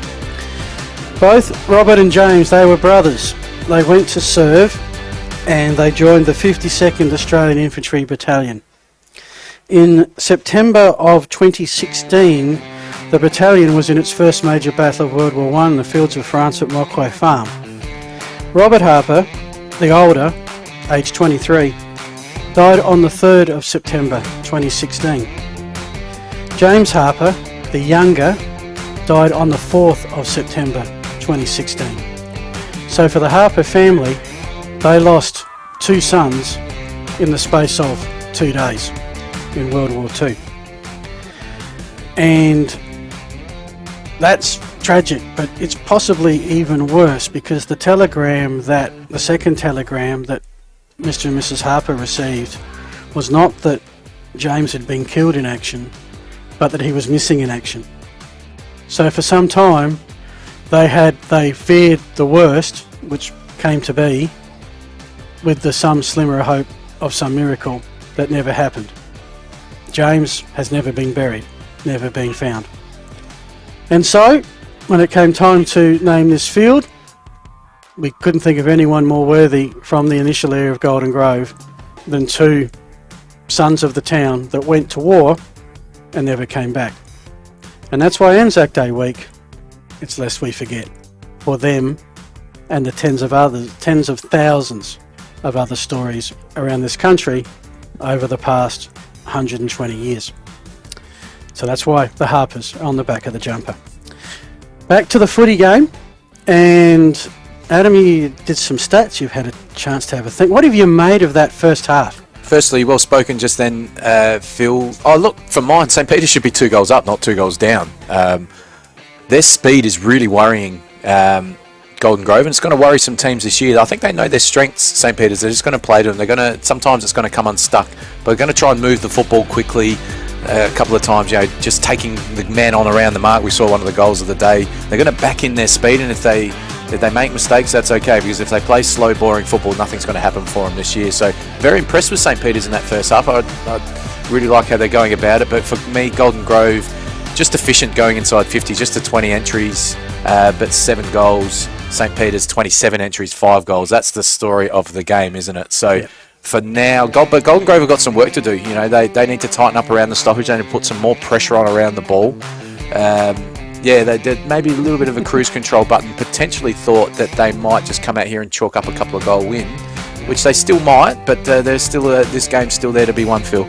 Lucky good roaming out there in the middle. Thought he might be taking the first bounce. Let's see if we go to Lachlan. Thanks to Police Credit Union. Go, Lachlan. Yeah, thanks, boys. Just going to say as well, coming off the ground, both teams were pretty happy with how they were travelling. So something very interesting to keep in mind. Thanks for that. I'm sure it was inside. Joy of live streaming. Other scores, quickly before we get underway, might have to give them in the break. Tea Tree Gully and Port District. Port District led by 9 at quarter time. Tea Tree Gully lead by 1 point, just down the road at Pertaringa at half-time, 1 point. Sacred Heart Payneham Norwood Union, it is Payneham Norwood Union by 5 points. The other two games I'll give you in a sec. When we get a break in the action here, because that's what's most important, the game of the day, thanks to Filming Footy. Golden Grove and St. Peter's. Good tap to Golden Grove. Can they get the clearance? Some bodies going in there. One of them, Lachlan Borg, not quite well around. Oh, there's a fair bit happening. At the moment, the free kick stays with Spock, as it probably should. Kick inside 50. It's another one. Just out of the reach of Reed. Oh, the interesting play. It's going to work from Thatcher. But last disposal, yep, it's going to be with Ben McGill. He's going to kick it right in front of our broadcast position here. You can see the van. Should stick our arm out and wave, shouldn't we? McGill's kick towards the square. Well set, good grab, Louis Johnson. It's pretty important fending off all those inside 50s, especially in the first quarter. Hard to be critical of Reid. He's been such a good player, but 2 or 3 times now he's just run under the ball too easily. He needs to make a contest. Almost run under the ball then was Blades. Keeps possession. Now they're running it well. This is Pittman onto Dodd. Looking in the Pascoe direction. Cavallaro Wall back to Pascoe. Showing a bit of movement, the big man. Into the pocket and clunked.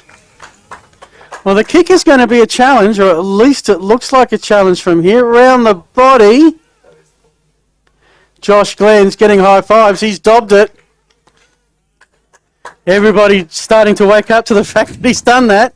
Josh Glenn's got his second. And just like the second quarter, Adam, first goal to Golden Grove, we might go down to Lockie, who was roaming around at half-time. Lockie, what'd you find out? Yeah, I was doing a bit of roaming. That mark, though, from Kane Blades that he nearly took was right in front of me. Just got the one hand to it, wasn't able to quite stick the second, though. Would have been mark of the day. So, Lockie, brought to you by Police Credit Union, our banjo rider through the course of the afternoon. So, again, Golden Grove strike first, and I think, is that like 4th goal in a row now? Yeah, it might well be. You said a difficult shot, not for a man of Josh Glenn's capability once he's on his left foot. Golden Grove end-to-end too easily. Like I said, Reid ran under the football. Johnston took the uncontested mark. And then bang, in the blink of an eye, they're inside 50 and they score. Well, infringement, I think, numbers against Golden Grove. The quick kick to Ed Allen. Quick worm burner kick, well done. Coleman Dwyer. 2 goals last week. I don't have him for a goal today. I think he missed one earlier on. Been most impressed with Henry Stewart Rattray in the ruck, Phil. He's doing a lot of damage. He's a difficult matchup, isn't he, with his height and his speed. Another centre clearance for him there. That kick is one he will not want to see, but it's a perfect, pinpoint, precise pass. Oh my goodness. And this, I'm pretty sure, is one of the Allen boys. Golden Grove had a little argument amongst themselves, but that ball just... yeah, you can't defend that kick. That's just a bit of luck. The Golden Grove defenders are on the line. Yeah. That's why you play in front? Allen, he returns the favour. St. Peter's need to take those opportunities, Phil. Would it be a bit sad if I gave a Neomorph mouthguard for that? For the... for the kick, for the pinpoint pass? No. Okay. Can't do that. Okay. We've already got a couple of good highlights. We have here. too, yes. On a highlightless day, maybe just as a bit of sarcasm, but no, it's been a good skill day. Quick transition, Golden Grove, Templeton. Up the field a bit, Pascoe again getting in the action. There was a bit of a don't argue in there.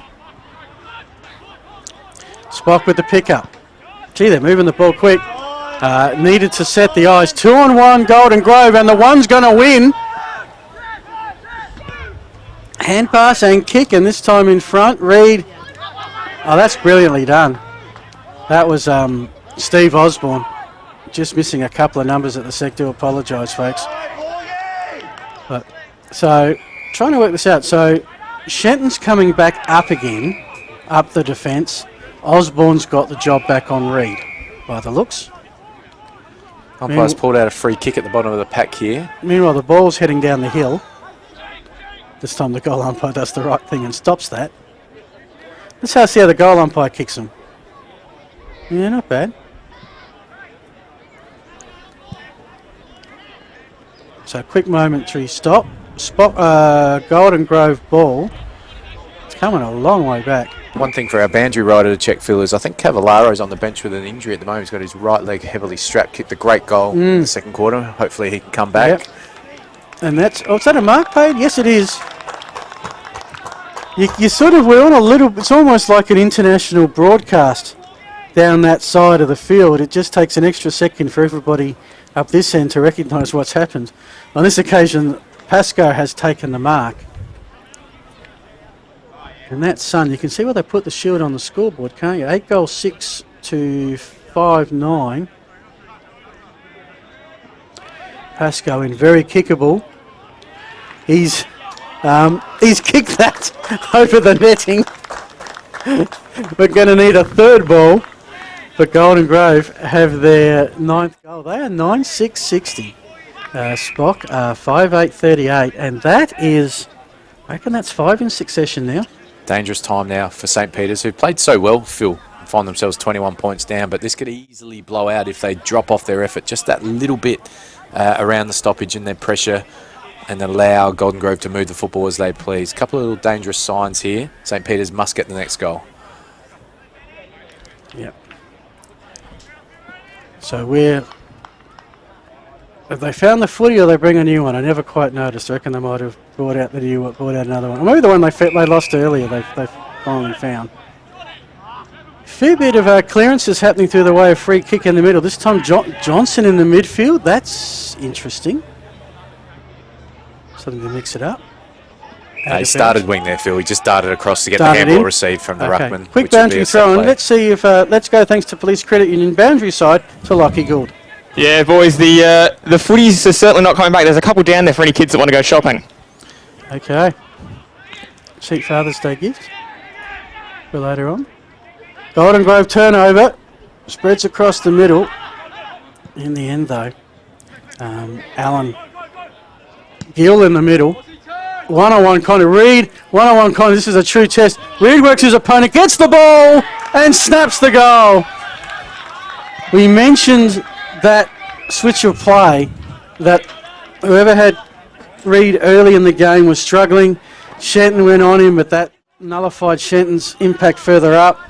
Now they've gone back to Osborne, and that one-on-one strength, Lockie Reid had that well won. That's Reid's 4th goal for the day, I believe, Reid, which is a great contribution, really, isn't it? He looks super dangerous.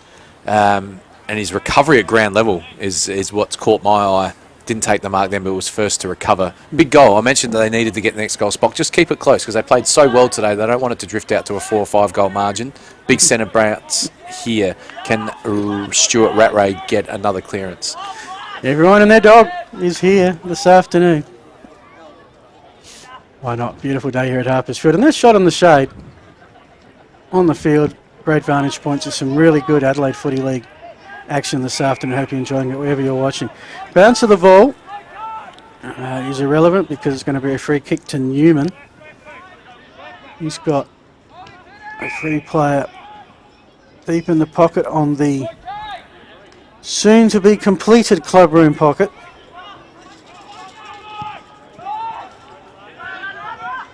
Making good, strong position is Mitchell Slater. Not sure if Ben McGill on the mark is going to be the greatest challenge to overcome, but it's been a free kick, Golden Grove's way. Paid a mark potentially in that pack. Yeah, all I saw from just our angle, there's about 15 players around the ball. Wouldn't mind seeing a replay of that one, but St. Peter's were disappointed. Dartfish replay was just short. Not to get a spoil in there. St. Peter's perhaps going for the mark where a big golden fist was required. Kane Blades, number 19. First time I've seen the Golden Grove unis, and the gold number on this shade of green is okay in certain spots and not okay in some others. But that is 19. Blades, best for Golden Grove last week with a goal. And he adds to that tally. His first this afternoon. Golden Grove have had 7 different goal scorers. Spock have had 3, one of which has kicked 4. And that might be a difference in this game, the spread that Golden Grove can provide. Well, Golden Grove have probably got 4 or 5 players capable of kicking 5 goals in a match, haven't they? Whereas Spock probably only had the 1. But again, that's just where a big fist was required in that pack. Might have been a bit of a lucky mark to be paid, but it's got to be spoilt away in that area of the ground, perhaps going for the mark behind that pack instead of getting a big spoil on. But there's a beautiful set shot for goal. The camera angle on that was spectacular, and that ball did not deviate. Well done, Blades. Yeah, well done, cameraman, as well to give us that angle. Back in the middle. And this time there will be a stoppage. So it's almost at a point now where I need the binoculars to read the scoreboard. Sun's getting to it now. 10.5 minutes gone. That's Cavallaro. He's back in action. And that's not going to be touched, I'm pretty sure. No, Spock free.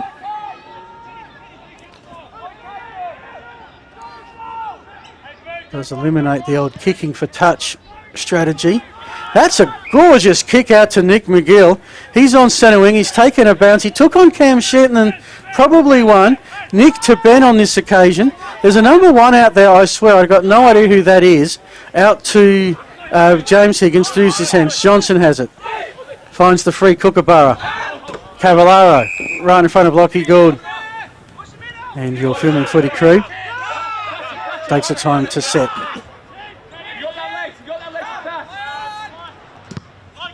Just puts a boot into the footy. I think it's a Sharon that we use here in the Adelaide Footy League. Be in trouble if it's not. Barnwell to Wall. Is kick off hands. Who's going to crumb it? In the end, no one.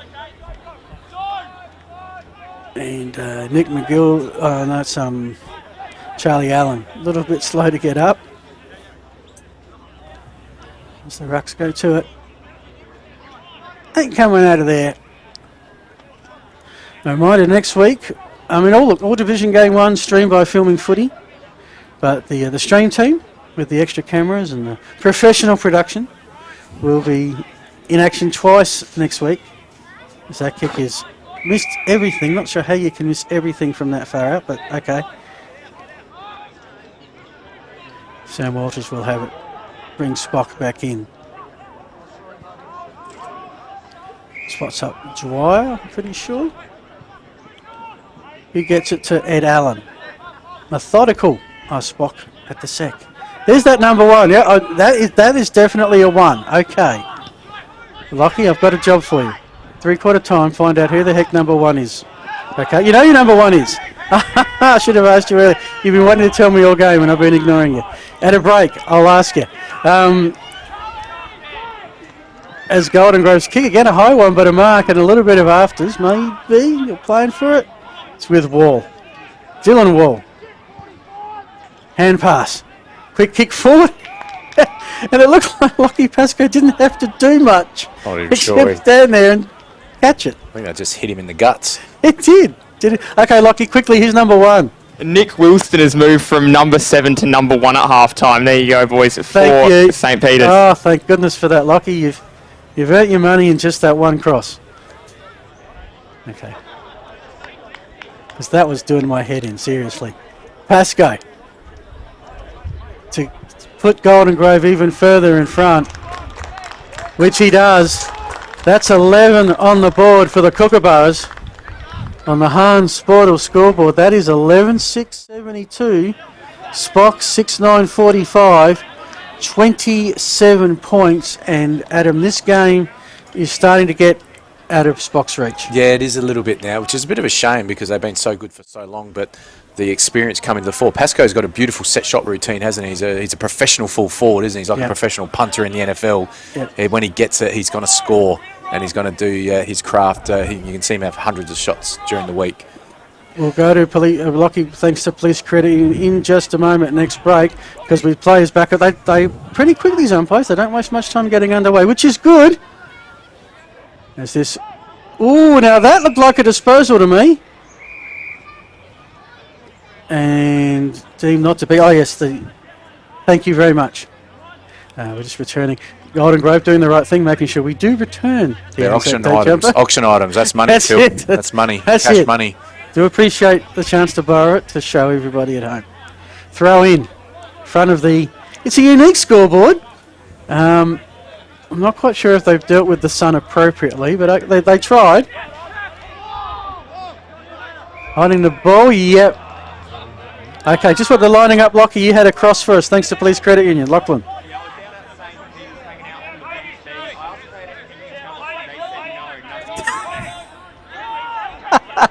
I'm not sure if that's quite the approach that's going to get you information, Lockie, but appreciate the openness and honesty.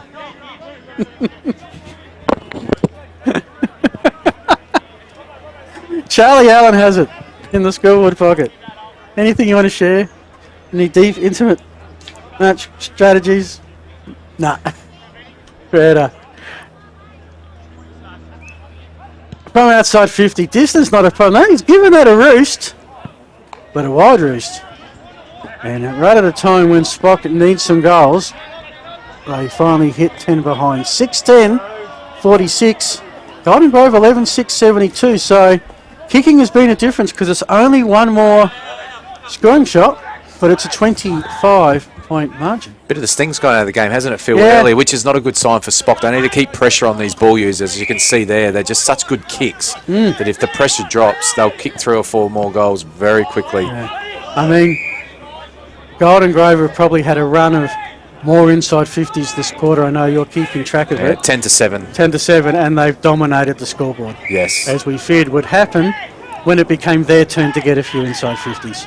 Which is why it was so important earlier that St. Peter's put those, have a little damaging 4 or 5 goal quarter. They weren't quite able to do so. Barnwell, spot on to Connor Dodd. His kick, spot on. Spock haven't touched it. We've gone from the behind line down the southern end to almost a 50-metre arc. And this was the fear. We just said the sting's going out of the game, and then right in front of us, Golden Grove have put 5 or 6 kick mark without St. Peter's being able to touch the ball. So it's great composure from Golden Grove. It's their strength though, Phil. You're going to have to come and defend the wide expanses here. And Mitch Slater. Wow, that is a fantastic kick for goal. We mentioned accuracy as a difference. They've had some high percentage shots from that angle, from that distance. You couldn't call that one, but he has nailed that. Right down Golden Grove Road.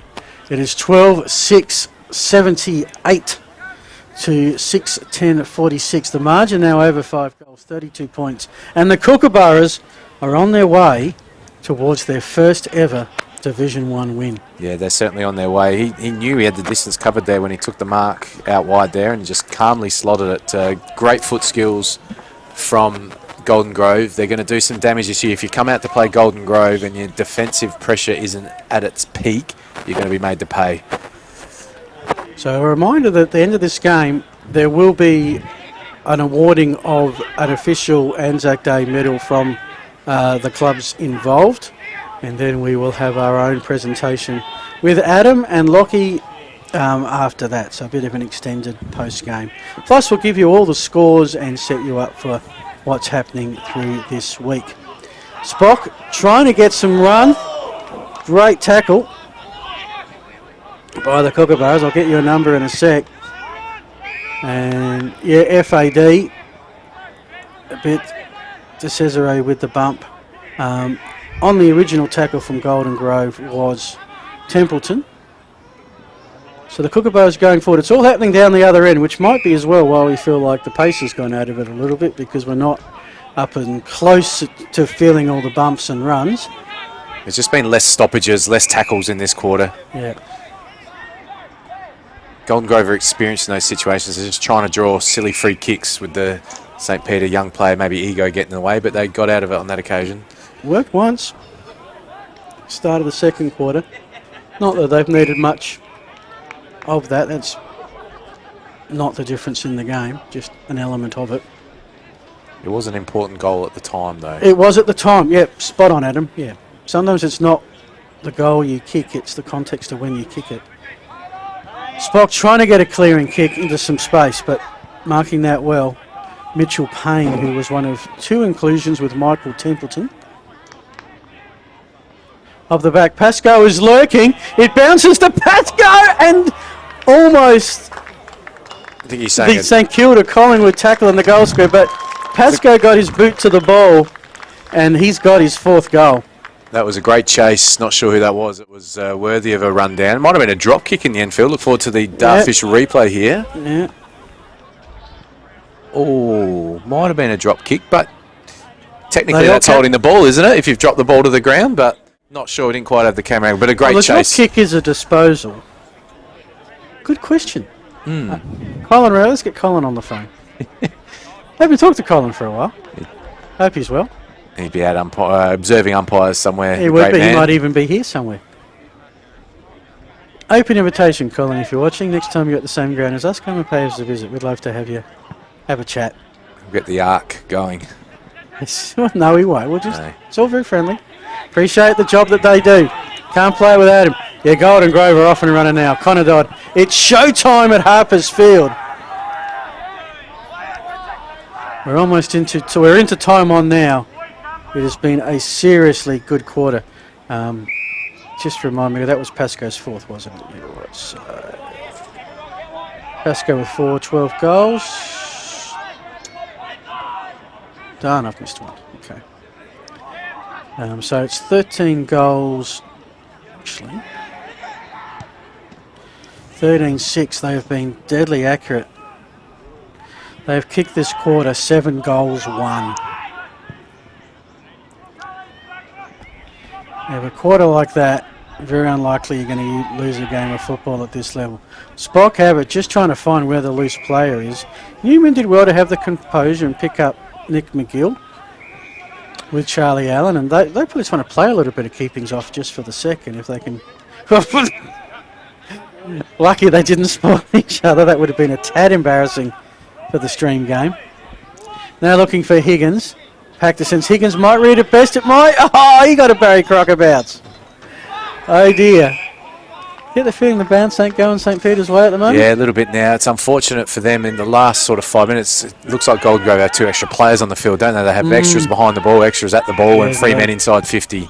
So you can see that it's quite warm, Phil, as well, so it's hard to keep running and chasing all day. I'm going to ask Lachlan, because when I went out at half time, there was a little bit of a cooling breeze, so Lachlan is out there in the elements for us. When we get a break, I'll ask him, is it hot, is it too hot, too cold, or just right? So we've got to have a break and play for that. There's a St. Coleman Dryer is on his front, well, he's taking a seat, undoing his shoe, or redoing his shoe possibly. Ball's on the other side of the field with Louis Johnson. They're going at a pace now that we could cross, but then as soon as we cross to Lockie, I know that Golden Grove would speed things up and we'd miss the goal. So those rules are in place for a reason. Now that one looks like it's pretty high. Okay, here's a penetrating kick coming from Payne. Pasco, I'll tell you what, I reckon Pasco's been the most impressive guy for me today. I don't know, maybe I pigeonhole these guys and saying he's a big guy and therefore he's going to be best. He's got some moves. Yeah, he's got a little step on him, hasn't he? He's got composure when he gets the ball as well. And these guys, well, Pasco's new. So you've got Glenn, you've got Johnson, you've got a whole range of other players. Shenton, of course, they're the names we know. Once Templeton and Pasco learn working together, and it's going to be formidable, you think. Although I'm also thinking whether this is Golden Grove's kind of day, where you, as we're still waiting for a stoppage, I haven't forgotten you, Lockie. All right, let's go to Lockie Gould. Tell us about the weather. Well, it's perfect weather down here in terms of the sun, but there is a little bit of a northerly breeze. Very, very slight though. Thanks, boys. Okay, is it too hot or too cold or just right? Just right, ideal conditions. Okay, thanks, Lockie. Top of the square. There was a push, there was a spoil, there's a free kick. And Lockie Reid. His afternoon is not progressing well. Although he's had a good game. Johnny Reid. So why do I keep calling him Lockie Reid? Where have I got that from? Okay, not a banjo rider. No, I'm not that Lockie obsessed. There's a Lockie Reid who does something somewhere I've put into my brain. That's a great kick, but seriously, Nick Gill caught that, and there wasn't a kookaburra within Kui. That was a shank off the side of the boot. He was aiming for the wing and hit the middle of the ground. It hit the middle of the ground, yes. So it looked like it was legit. Bit of a push, not called. 3/4 time is imminent. 25 minutes gone. As mentioned, this quarter has been all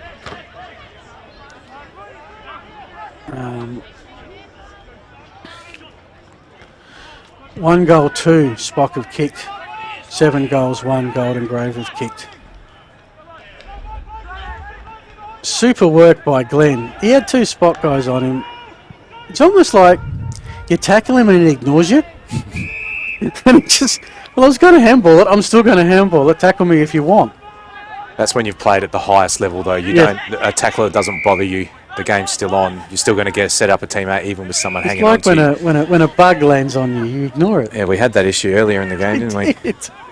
Wasn't sure. I was trusting you, Adam, that it wasn't a red back or something venomous. Off hands. Nicely read by Thatcher. Out to Johnson. I can watch this guy play footy all day. He's been impressive though, hasn't he? Like, he's just so smart, but he gets back and he helps his team. He's not hitting the goal sheet anymore, as he feels he's doing the defensive work. St. Peter's have got some work to do, as have you, Adam, as we start to think about who's going to get some awards and some votes at games in. But it is three-quarter time. That quarter went 26 minutes. Golden Grove on a run, 14-6.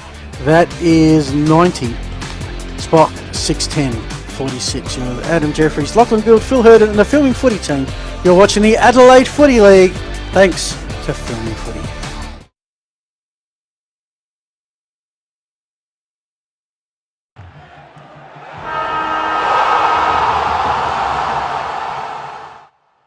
Get a quick and easy low-rate car loan from Police Credit Union today.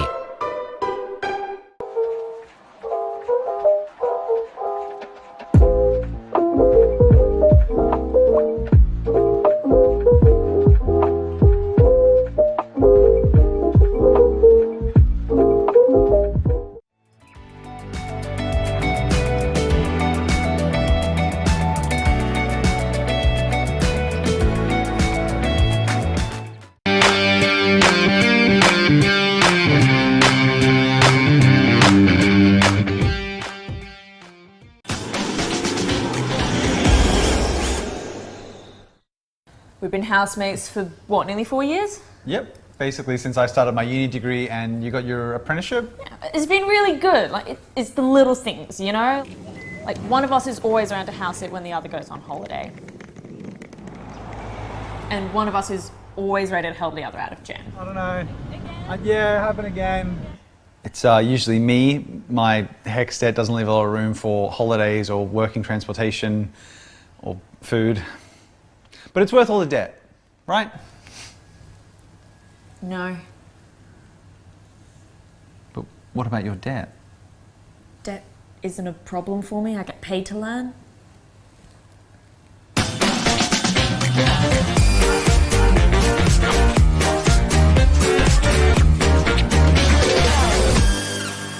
You belong in blue. Apply for a career with South Australia Police.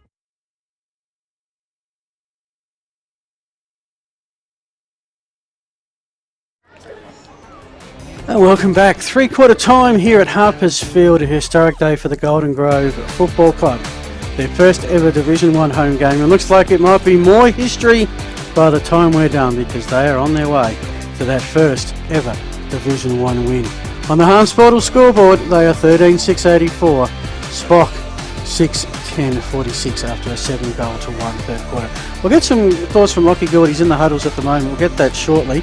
But Adam, talk us through that third quarter and some numbers. Yeah, just looking at the St. Peter's coach, he's imploring his players just to keep going here. You don't want to get a 12-13 goal thumping, because they've actually played really well for 2.5 quarters, and it would be a little bit unjust, and they're a young group. It's going to be a long season, so they'd want to kick 4 or 5 goals themselves this quarter. He'll be imploring them to just keep trying for the next 30 minutes. Look, Golden Grove got on top that quarter, 15 entries they had for 7 goals.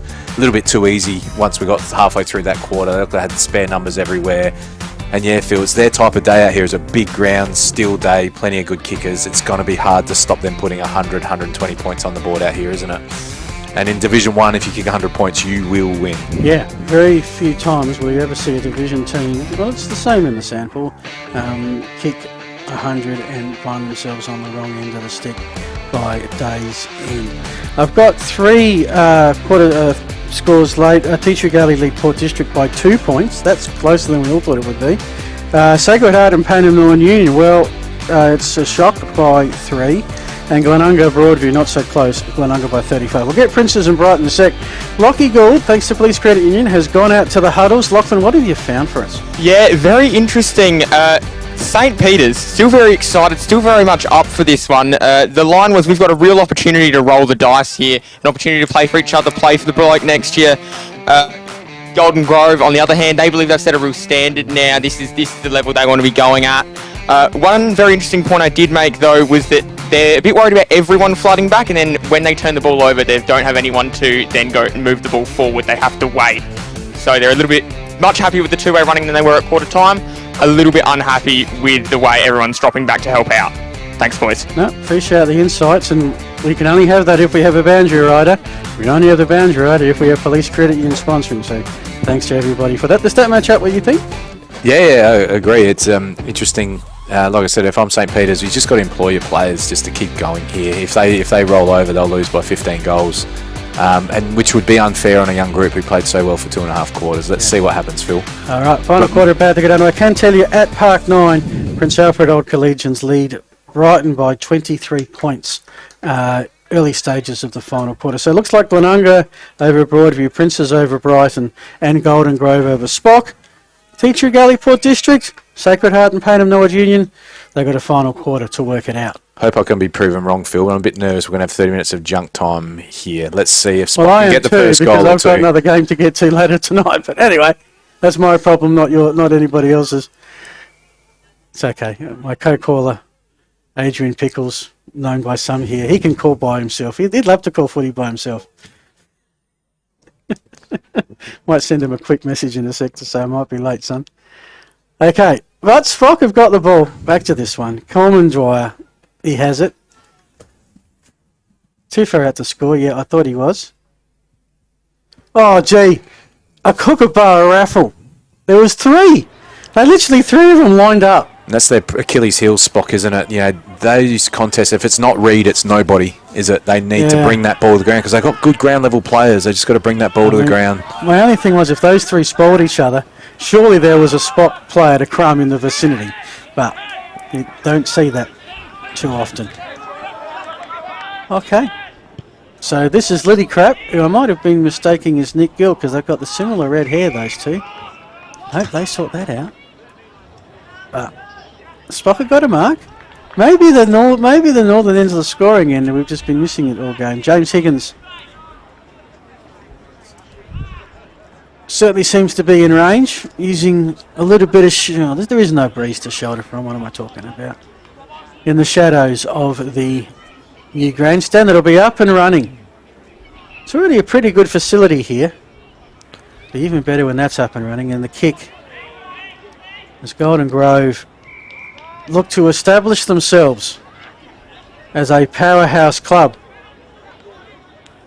at the Division 1 level in the Adelaide Footy League, and on field looking pretty good, and that grandstand off field will help that progression.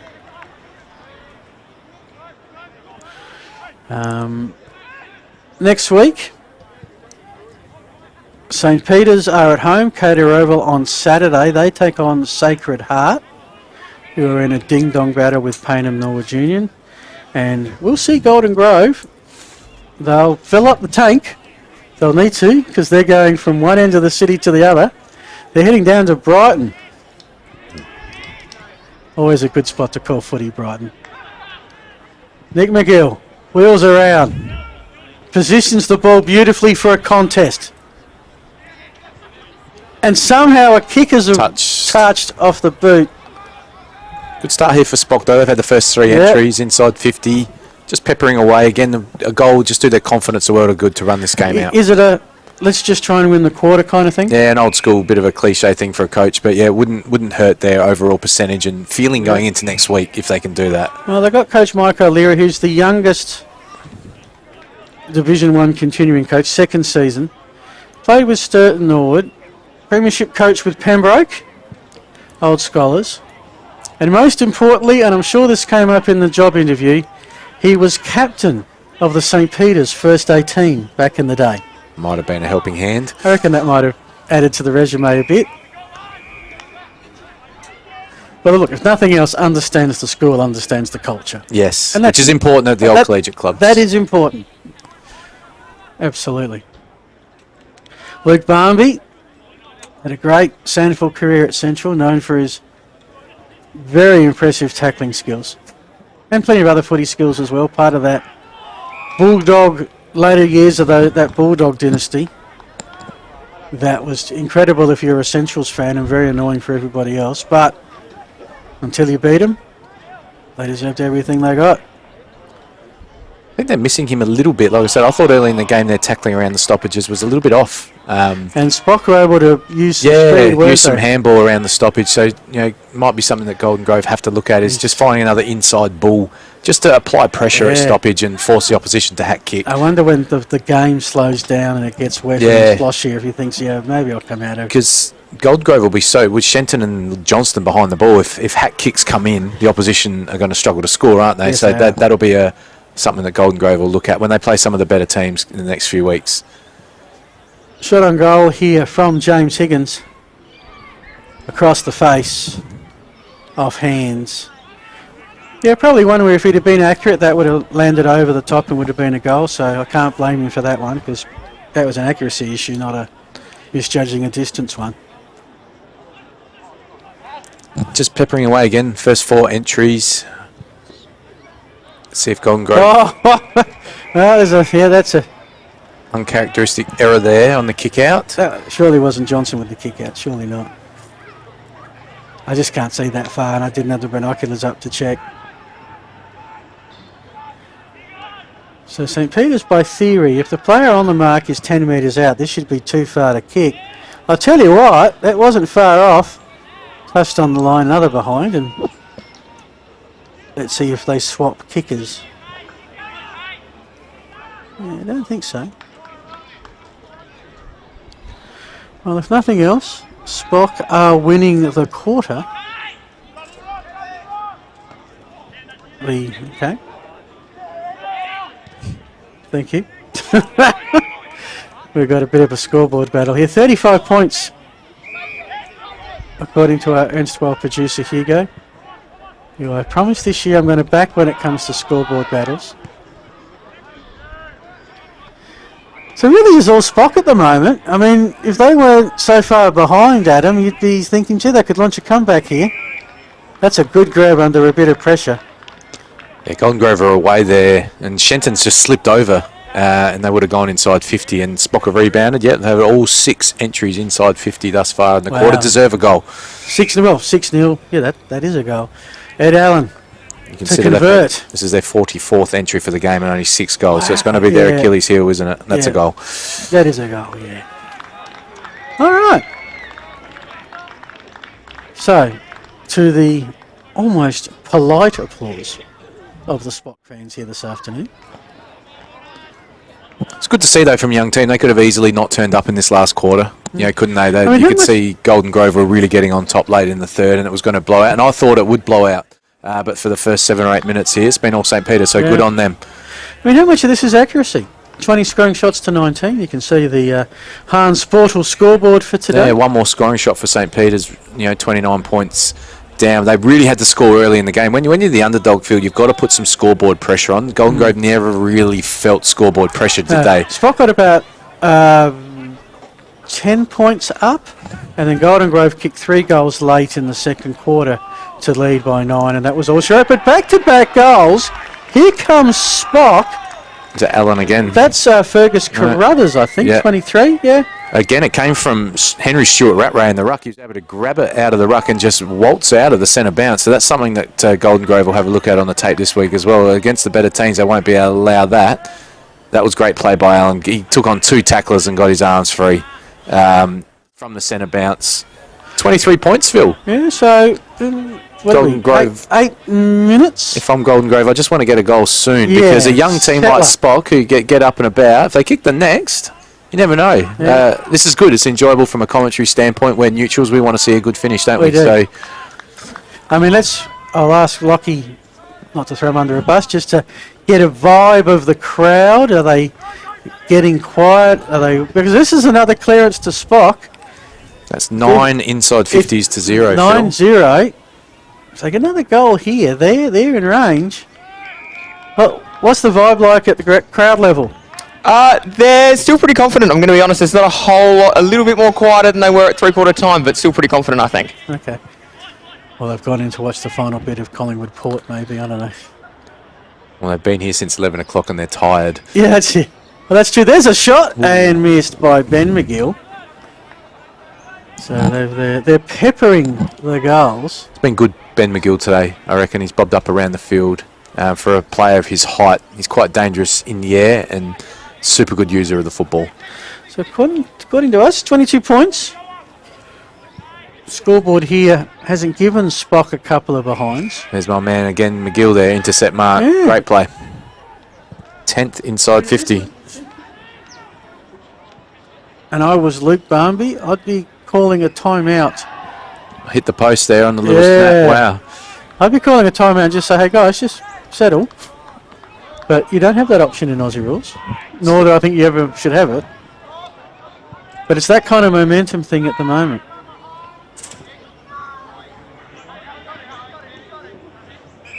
Yeah, amazing start this quarter. Like I said, I was a little bit nervous at three-quarter time about what was going to happen, but the first 10 entries and the first 3 centre clearances have gone to St. Peter's. So well done to them, showing a little bit of ticker. If they can get another goal in the next minute or two, who knows?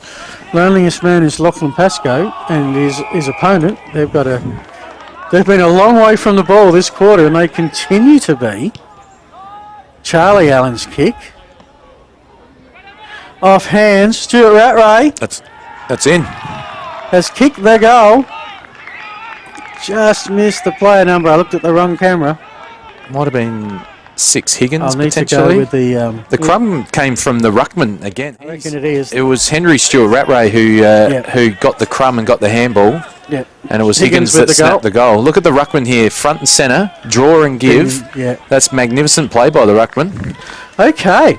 We've got a little mini game here, Wake Phil. up, everybody. Here comes Spock. How many goals in a row have they kicked now? They've That's kicked the first 3 of the last first quarter. 3. So Golden Grove needs to do some work at the centre bounce here, Phil, and just get some repeat entries going their way. He's got to not let Rattray take off here. Yeah, so at least forced a neutral contest. So the margin is 15 points. That's very gettable. This stage in a final quarter. Although it's Golden Grove. Cavallaro has some distance on Lillicrap. It comes in and lays the tackle. Got to call something. Holding the ball is the tackle. A couple of the crowd are not impressed. Lillicrap says he wants to play on, but he wasn't behind the mark, really? Not sure if we have dissent too much in this league, because there is a discussion occurring. What you think at the moment is, okay, if you're not happy with the decision, you still have a big lead, just focus on the footy. I don't mind that, though, if it's a polite discussion. What was that for? That's what okay. did I do? Yeah, that's okay. Umpires got away with that. Here's what you didn't do, was get rid of the ball. Says, but I was tackled high. Well, you were down on the floor. Oh, I know. That's my guess anyway. I could only imagine the discussion that occurred at the final siren last night at Adelaide Oval. It was a tough one, wasn't it? That was one. a tough the one. free kick potentially was there, but the Crows played Had the siren not gone, he was dead to rights. Yeah, he was holding the ball, but the Crows didn't deserve to win last night, Phil. They played terrible football. They were out-muscled and beaten by Essendon all night.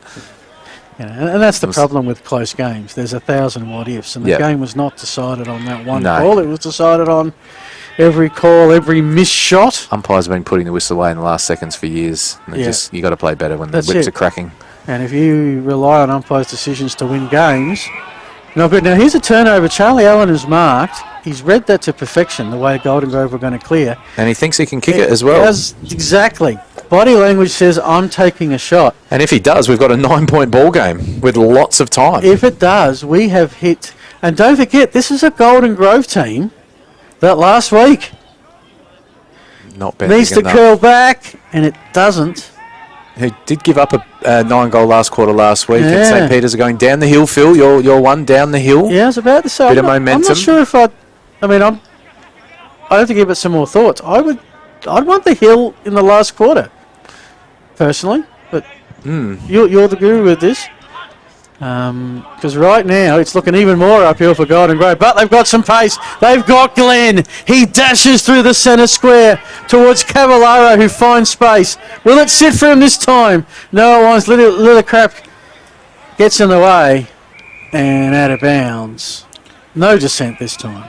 He's got some wheels, Glenn, hasn't he? I thought he was going to get chased down then, but he really outran his opponent. Just couldn't get the ball. The discussion about... I didn't see a disposal there. Cavallaro is carrying an injury though, Phil. He played on ball early, but he hasn't left the forward pocket in the second half. So I reckon he's copped a nasty cork on the knee or He's the thigh. almost resting in the forward pocket. Is that the best way to describe it? Yes.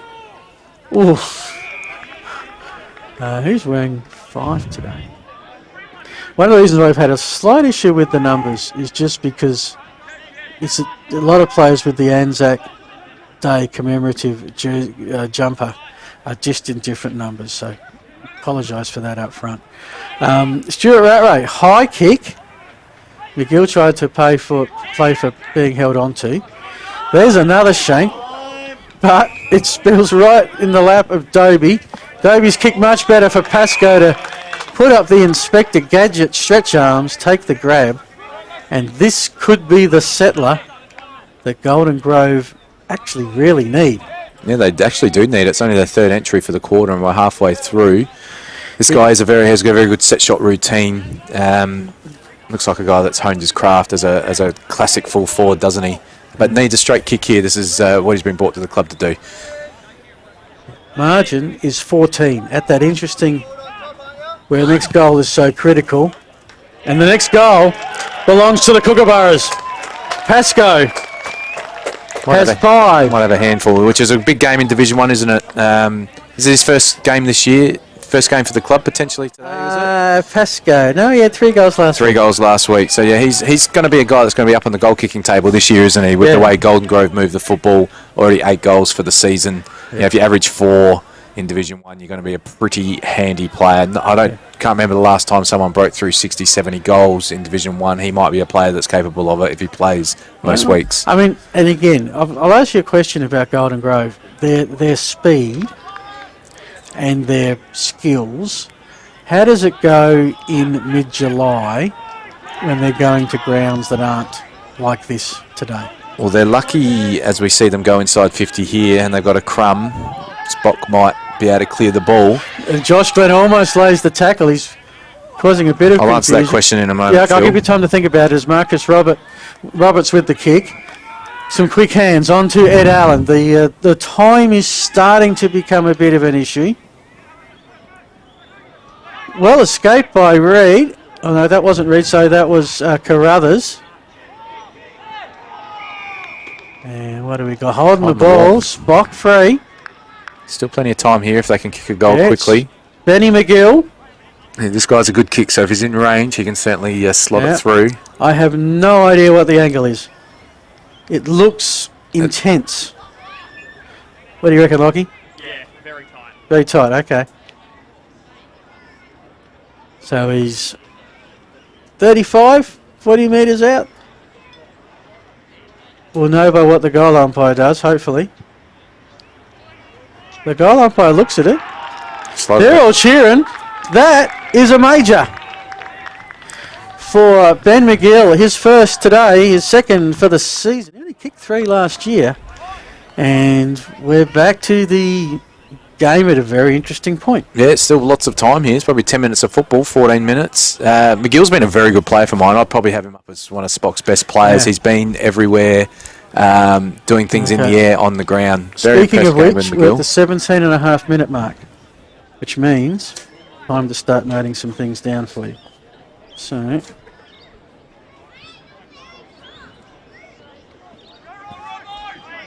this is where doing this live is always a bit of fun.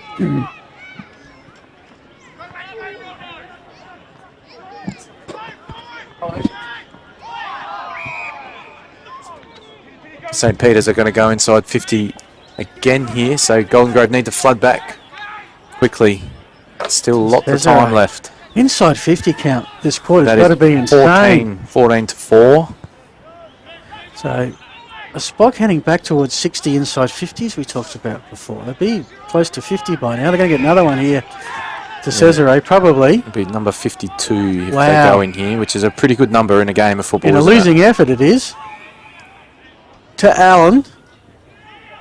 His kick to the top. Off hands. Who's there? No one behind. 13 points. So these little behinds that Spock are adding are almost worth 2 goals. Yeah, it's amazing. And even when you look at it, 27 scoring shots to 20. It's going to trouble some teams, Spot, aren't they? You can see at their home venue as well with the space and the beautiful deck. Yeah. Their speed is going to trouble some teams for sure. I'm not 100% sold on the beautiful deck. Maybe I've copped a couple of bad weather days at Cater Oval after the kids have... Early in the season. It's early in the season. When the kids have had a run around it during the week on a wet day. After June, it can get pretty ordinary out there. As they go back inside 50 again, great pressure. Need to capitalise here, because if they kick a goal soon, it'll genuinely put Golden Grove under real pressure. They still haven't felt real pressure yet. It's 13 points. Ed Allen. His kick to the top of the square. There's lots of hands up. There's a snap around the body that could go anywhere. I think he called touched on the line on the initial call. I was excited though, Phil. Yeah, well. Does that make it an even 12-point ball game? It does. 2 goals to draw. Got to score a goal, Golden Grove. They need to kick one more goal to win this game. We're almost at the realms, Adam. But you might have to have an alternative. So, you okay to take off with... Yeah, okay. I'll leave that in your hands. Meanwhile, Golden Grove, some good transition. Okay, here's their chance. They only need 1 goal, really, to put this away. And it's with Templeton 65 out. He's got a loose player inside 50. And if Jake Pittman can convert, you'd pretty much say at the 20.5 minute mark that Kookaburras are home. Maybe not home. Maybe it takes it to miracle territory.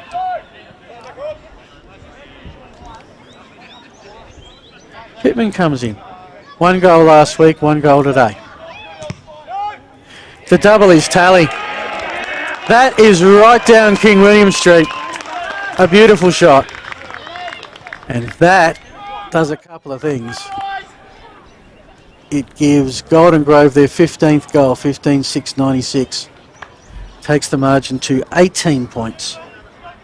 Spock are going to need 4 scoring shots to win in 4 or 5 minutes of footy.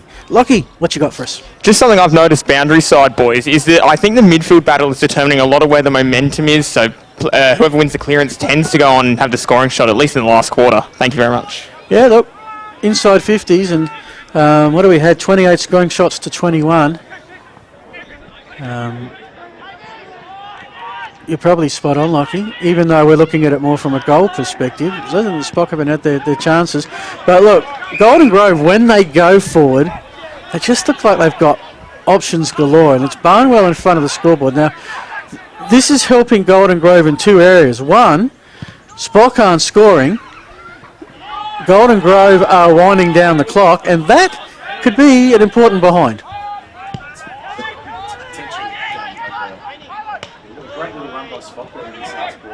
Yeah, very impressive by them. So don't forget, post-match we will have the official presentation of the Anzac Day medal, then we'll have our own awards. So stick around as it's right in front of us. And Josh Ingram. We're closer than the player on the mark at the moment to Josh. Here's the ball at 12.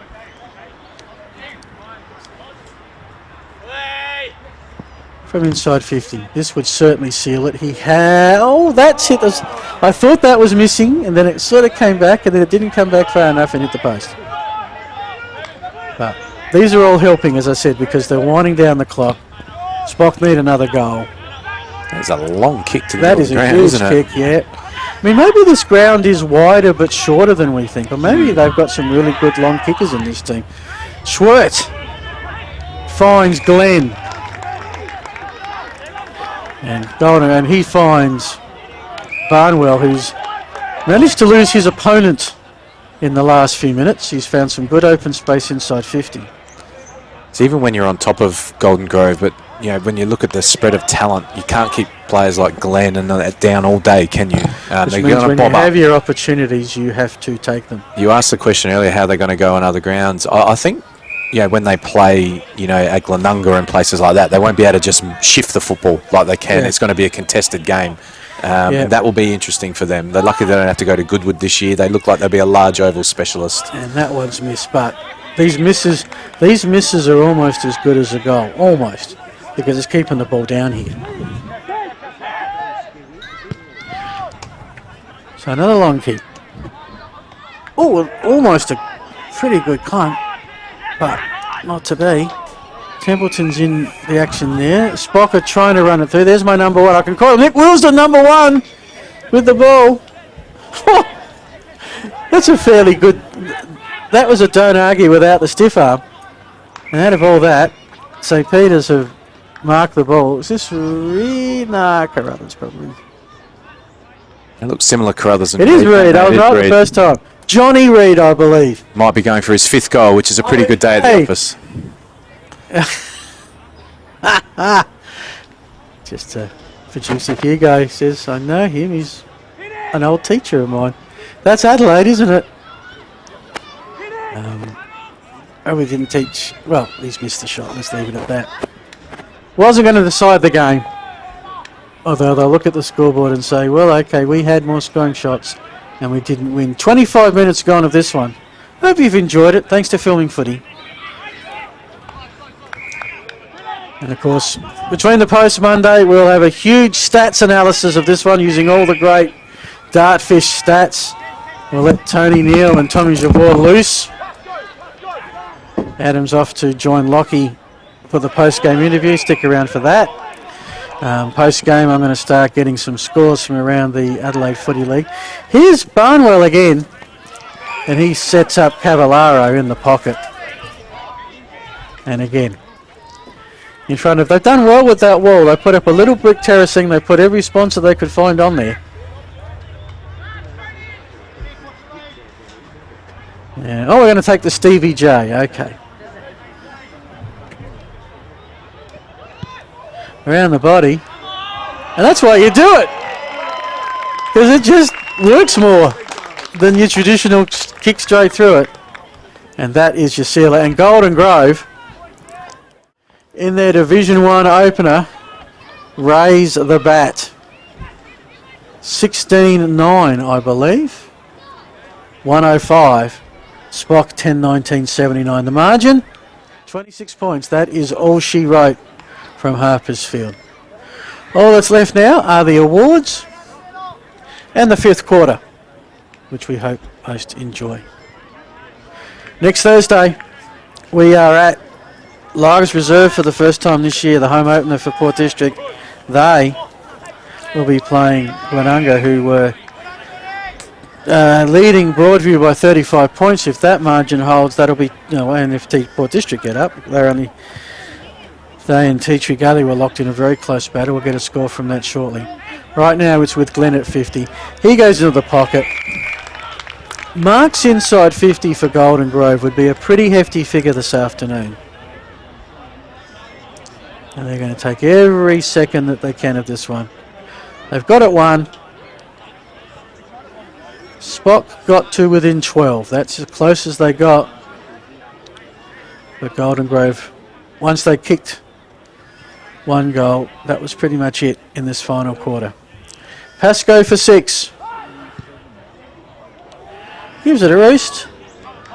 And it's missed. 16-10, 106, 10-19, 79. By the boundary, Max Henry's kick. Well done by Higgins, he's had his moments. Down the wing. Spock move it nicely. Ben McGill again. He's had up 10 touches, you can't miss him. Through some hands at forward 50.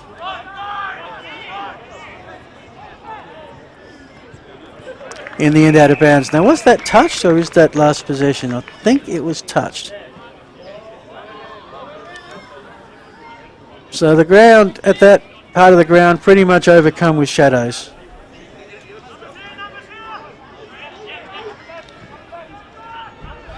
This one is not far away from ending. Been a lot of goals though in this final quarter. Spock want to get one more. I'm just going to actually just check. I believe they've won the quarter.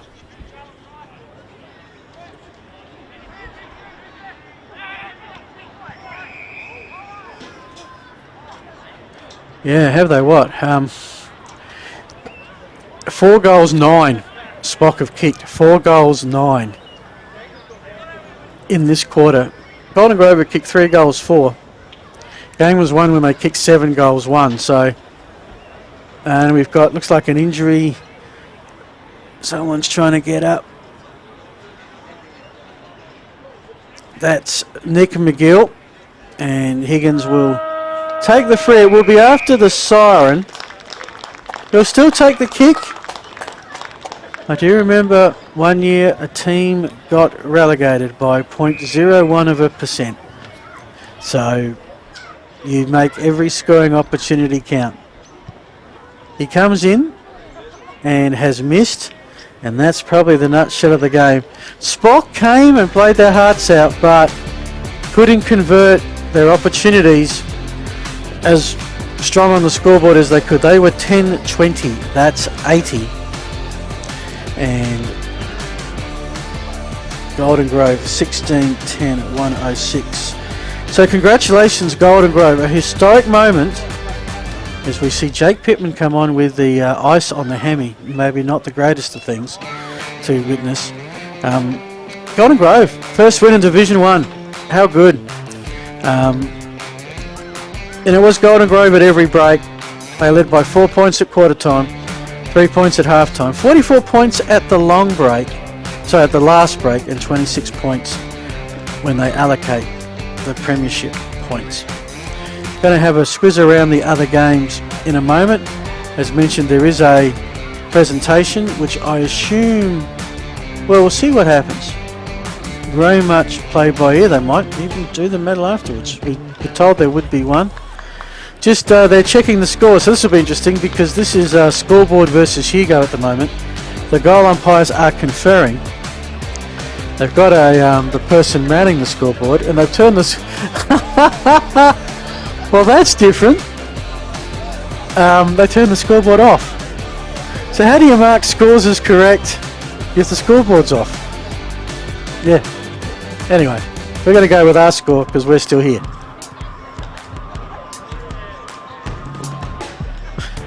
So, just handing over the mic, which we can just get a reading of. Let's see what I can find for you around the Adelaide Footy League. Tea Tree Gully Port District is still going.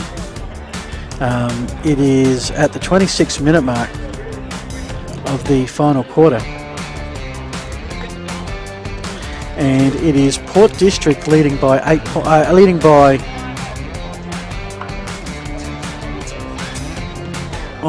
2 points, 10-13-72. No, hang on. Yeah, there's some issues with this scoreboard here. If Port District are 10-13, that's 73. Tea Tree Gully 10-11, 71. Balls played forward. I'm not going to give you live commentary, but at the moment I've got Port District ahead by 2 points. Tea Tree Gully, they have the ball on 50. The game's gone 27 minutes. So that's one to keep an eye on. If I see a change of score, I'll let you know. It's by the behind line. Gullies are behind by 2 points. Districts have it for the moment, and they're going to clear out of defence. The Gullies have marked 70 out, a chance to go forward again. All right, I'm giving you commentary of a game you cannot see, which is probably not the best. We're not too far away from the presentation. Tea Tree Gully are taking a shot at goal from outside 50. Kate Grandy will do the MC work, and then we'll have the presentation from the players. Tea Tree Gully trailing by 2 points have a shot from the boundary to the southern end at Pertaringa Oval, and it has missed everything. No score. So Port District hanging on for mine by 2 points. Don't want to look away from that one, but I sort of have to give you some other results. some games that are probably done and dusted.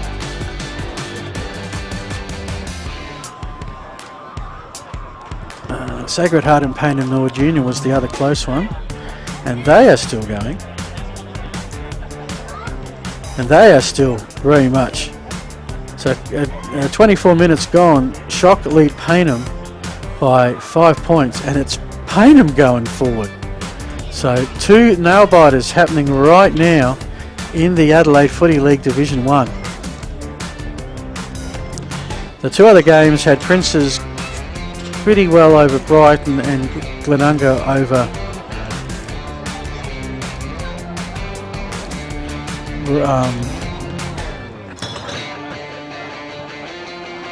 Princes over Brighton, Glenunga over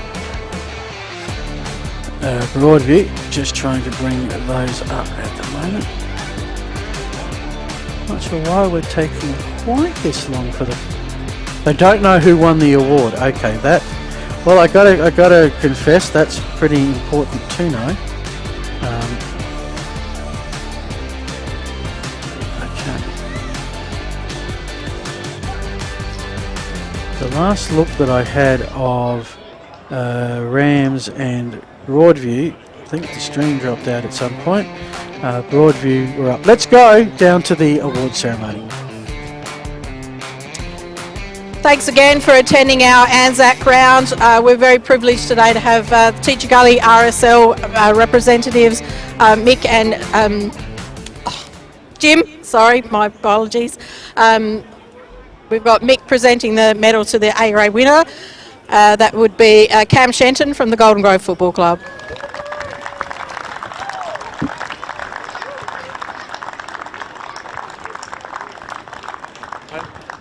Well done. Well done.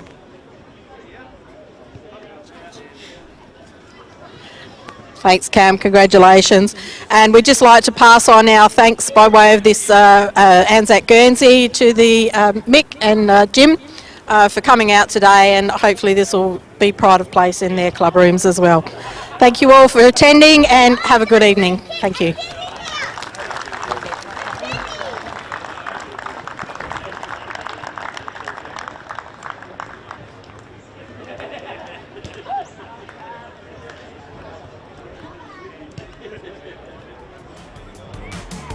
Okay, so we're not going to be too far away from our own presentations. Adam Jeffries is getting within range. Lucky Gould's there to help hand out some prizes. So as soon as they're ready to go, we'll go down to them.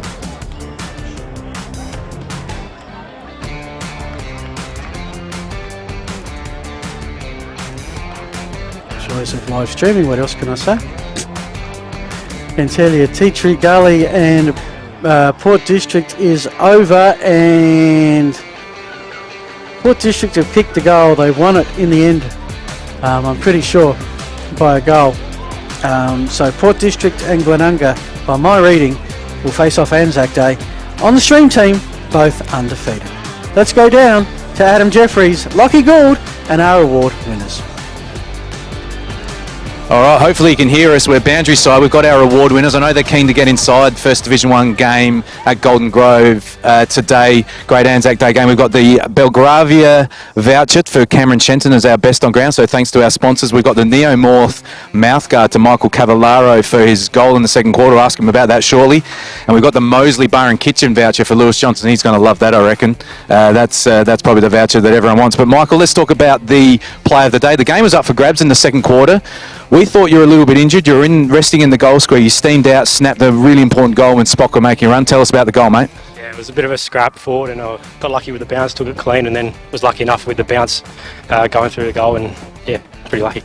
Very humble man. No luck associated with that. He steamed out and snapped a really important goal. So well done, Michael. Great game. Hopefully that injury comes up well for next week. Cam, let's talk about your game down back. We thought that Reid for them was giving him a bit of grief early. We thought you were on the full-back line in the second quarter, then you came back up to intercepting role. But it must be good playing with all these players. You can just find space. And it was a close game in the end, closer than what we thought. What were your thoughts on it? Yeah, Spock were really good. They put a lot of pressure on us for 4 quarters. I thought defensively we were able to stand up. Last week we just got run over, but I thought this week we were able to respond and then go back at them. Yeah, no, you played really well, Cam, as you do every weekend. Lewis, real question, considering you're the greatest kick that's ever played the game, are you surprised at how much space the opposition gives you? I wouldn't say I'm the best kick that's ever played the game. Barry Robin said that about 15 years ago. So, no, I think their wingers played really well as well. So I think I had a good match-up. But no, it was a good game overall. It was good that we run them over at the end. No, we were impressed with how you got behind the footy early in the game to help your teammates out, which was it was a tighter game than what we thought. We probably thought Golden Grove would get ahead by a little bit more. Spock came in the last. It was a good contest. Thanks to the boys hanging out in the field. Well done today. Good luck in Division 1 this year. Going to be a great team up and about this year. So thanks, guys. Cheers. To Lockie for helping out. Next time we'll have Lockie on the banjo. We'll probably get him asking the big questions. We go to the highlights. And there was quite a few here, and hopefully you'll see Michael Cavallaro's goal a little bit later. And look, Spock came out and looked the goods early. But Golden Grove, anytime they had an opportunity, their accuracy, as that's Michael Templeton having a shot at goal. Anytime that they just look cleaner. Sometimes Spock looked a little faster and a little bit more energetic, but the biggest lead that Spock got to were 9 points. Turning point in the game for mine was around about the 16-17 minute mark of the second quarter. Spock had worked themselves to about 9 points in front in what had been a real ding-dong battle.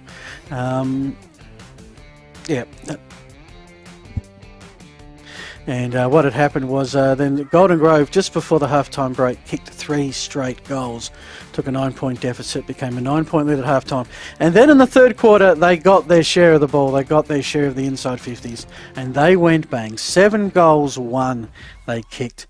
And that looked to be cruising into the final quarter. Spock, though, got very busy. I think they had the first 10 inside 50s. And got to within 12 points. But then Golden Grove settled, and that's the story of the game. As we've got Adam Jeffries and Lockie Gould back. Welcome, gentlemen. Lockie, we're just going to have to get that. Excellent, mate. Improvise. Let me give you what's happened around the rest of the Adelaide Footy League. I have one result that I don't know, and I apologise. But Port District got up by 6 points. Very close, very late. It's good effort from Teacher Gully. Yep. Sacred Heart, Payneham Union, I think it was a Sacred Heart narrowly leading very late in that game, but less than a kick in it. Glenunga beat Broadview, pretty sure of that. And Prince Alfred College beat Brighton by 10 points in the end. So Brighton came late. So I'm really sorry we don't have Sacred Heart, Payneham Norwood Union, but different games starting different times today. Any thoughts on those results, Adam? Surprised how well Teacher Gully. I shouldn't say surprised at home. They're going to be a good team, but that's a great effort. They look to be better defensively this year, Teacher Gully. Didn't allow a big score today or last week. Last year, I thought they leaked a few too many goals through the regular season, so that's a good result for them. And I'm not surprised by Brighton getting close to PAC. I think PAC are going to come back to the pack a little bit, and Brighton are going to be hard to play against at times this year. I reckon that was Cavallaro's critical. Look at the score at the time, Phil. I thought that was a good choice by us. That was they were down 8 points. Turning point in the game. Yeah, it was, right and yeah, when his team needed it, he produced the goal of the day. So that was well done. Next week, we're going to be at Largs for Port District and Glenunga. I think 2 undefeated teams. Broadview and Prince Alfred at that wonderful complex at Broadview will be a great game. 3 games Saturday, the Falcons and the Gullies at Payneham. Spock and Shock, 2 collegiates at Caterer. And the Stream Team game has the Brighton Bombers. Golden Grove will be there Saturday at Brighton Road. Looking forward to that one. Anzac Day, looking forward to that one, Lockie? Yeah, looking forward to Anzac Day. Should be a ripping game of football. And you can see there, Sacred Heart did survive. 4-point winners over Payneham Norwood Union. Thanks, Hugo. So, look, time to wrap it up. Great sponsors, do want to thank them. Archie's Footwear, Belgravia Apparel, New Balance, Nearmouth Mouthguards, Hahn Sporter with the scoreboard, Wakefield Sports Exercise Clinic, Roll the Dice Racing, Farmers Leap Winery, Police Credit Union, Dartfish, and of course the Moseley Bar and Kitchen. Louis Johnson is going to be the most popular man in the Golden Grove Footy Club tonight. And remember, keep up to date. Adelaide Footy League webpage. The men's and women's weekend wraps tomorrow evening, and Tommy Javor's Div 1 wrap. All the Dartfish footy stats, all the votes, including Adam's 3-2-1 here today. They'll be out Monday evening between the posts.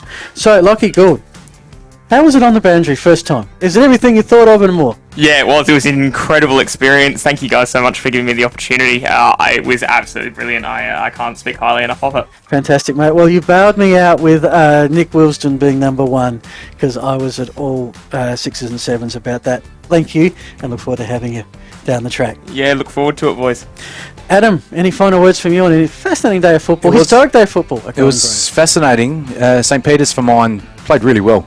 Golden Grove just with class and experience got over the line. Look forward to handballing the after-match duties next week. Little bit going on down there, Phil, but I thought we got to it pretty well. Yeah, look, there was, and that's the joy, and hope you've enjoyed all the fun and games that comes with live streaming. A game that has different setups than what we're used to. That's the fun of it. So thanks to you, Lachlan. Thanks, Adam. Thanks also to Hugo, to James, Liz, Elias on the cameras, also our boss John Douglas, Tony Neal, Rohit, and everybody else part of our extensive and ever-growing filming footy family. I'm Phil Herden saying thanks for joining us here at Harpers Field today. We're in the C's, Golden Grove by 8 goals. In the B's, Golden Grove by plenty. And in the A's, Golden Grove by 26 points. We'll be back Anzac Day for Port District and Glenunga, and Saturday, Brighton and Golden Grove. Until then, this has been the Adelaide Footy League. Thanks to Phil.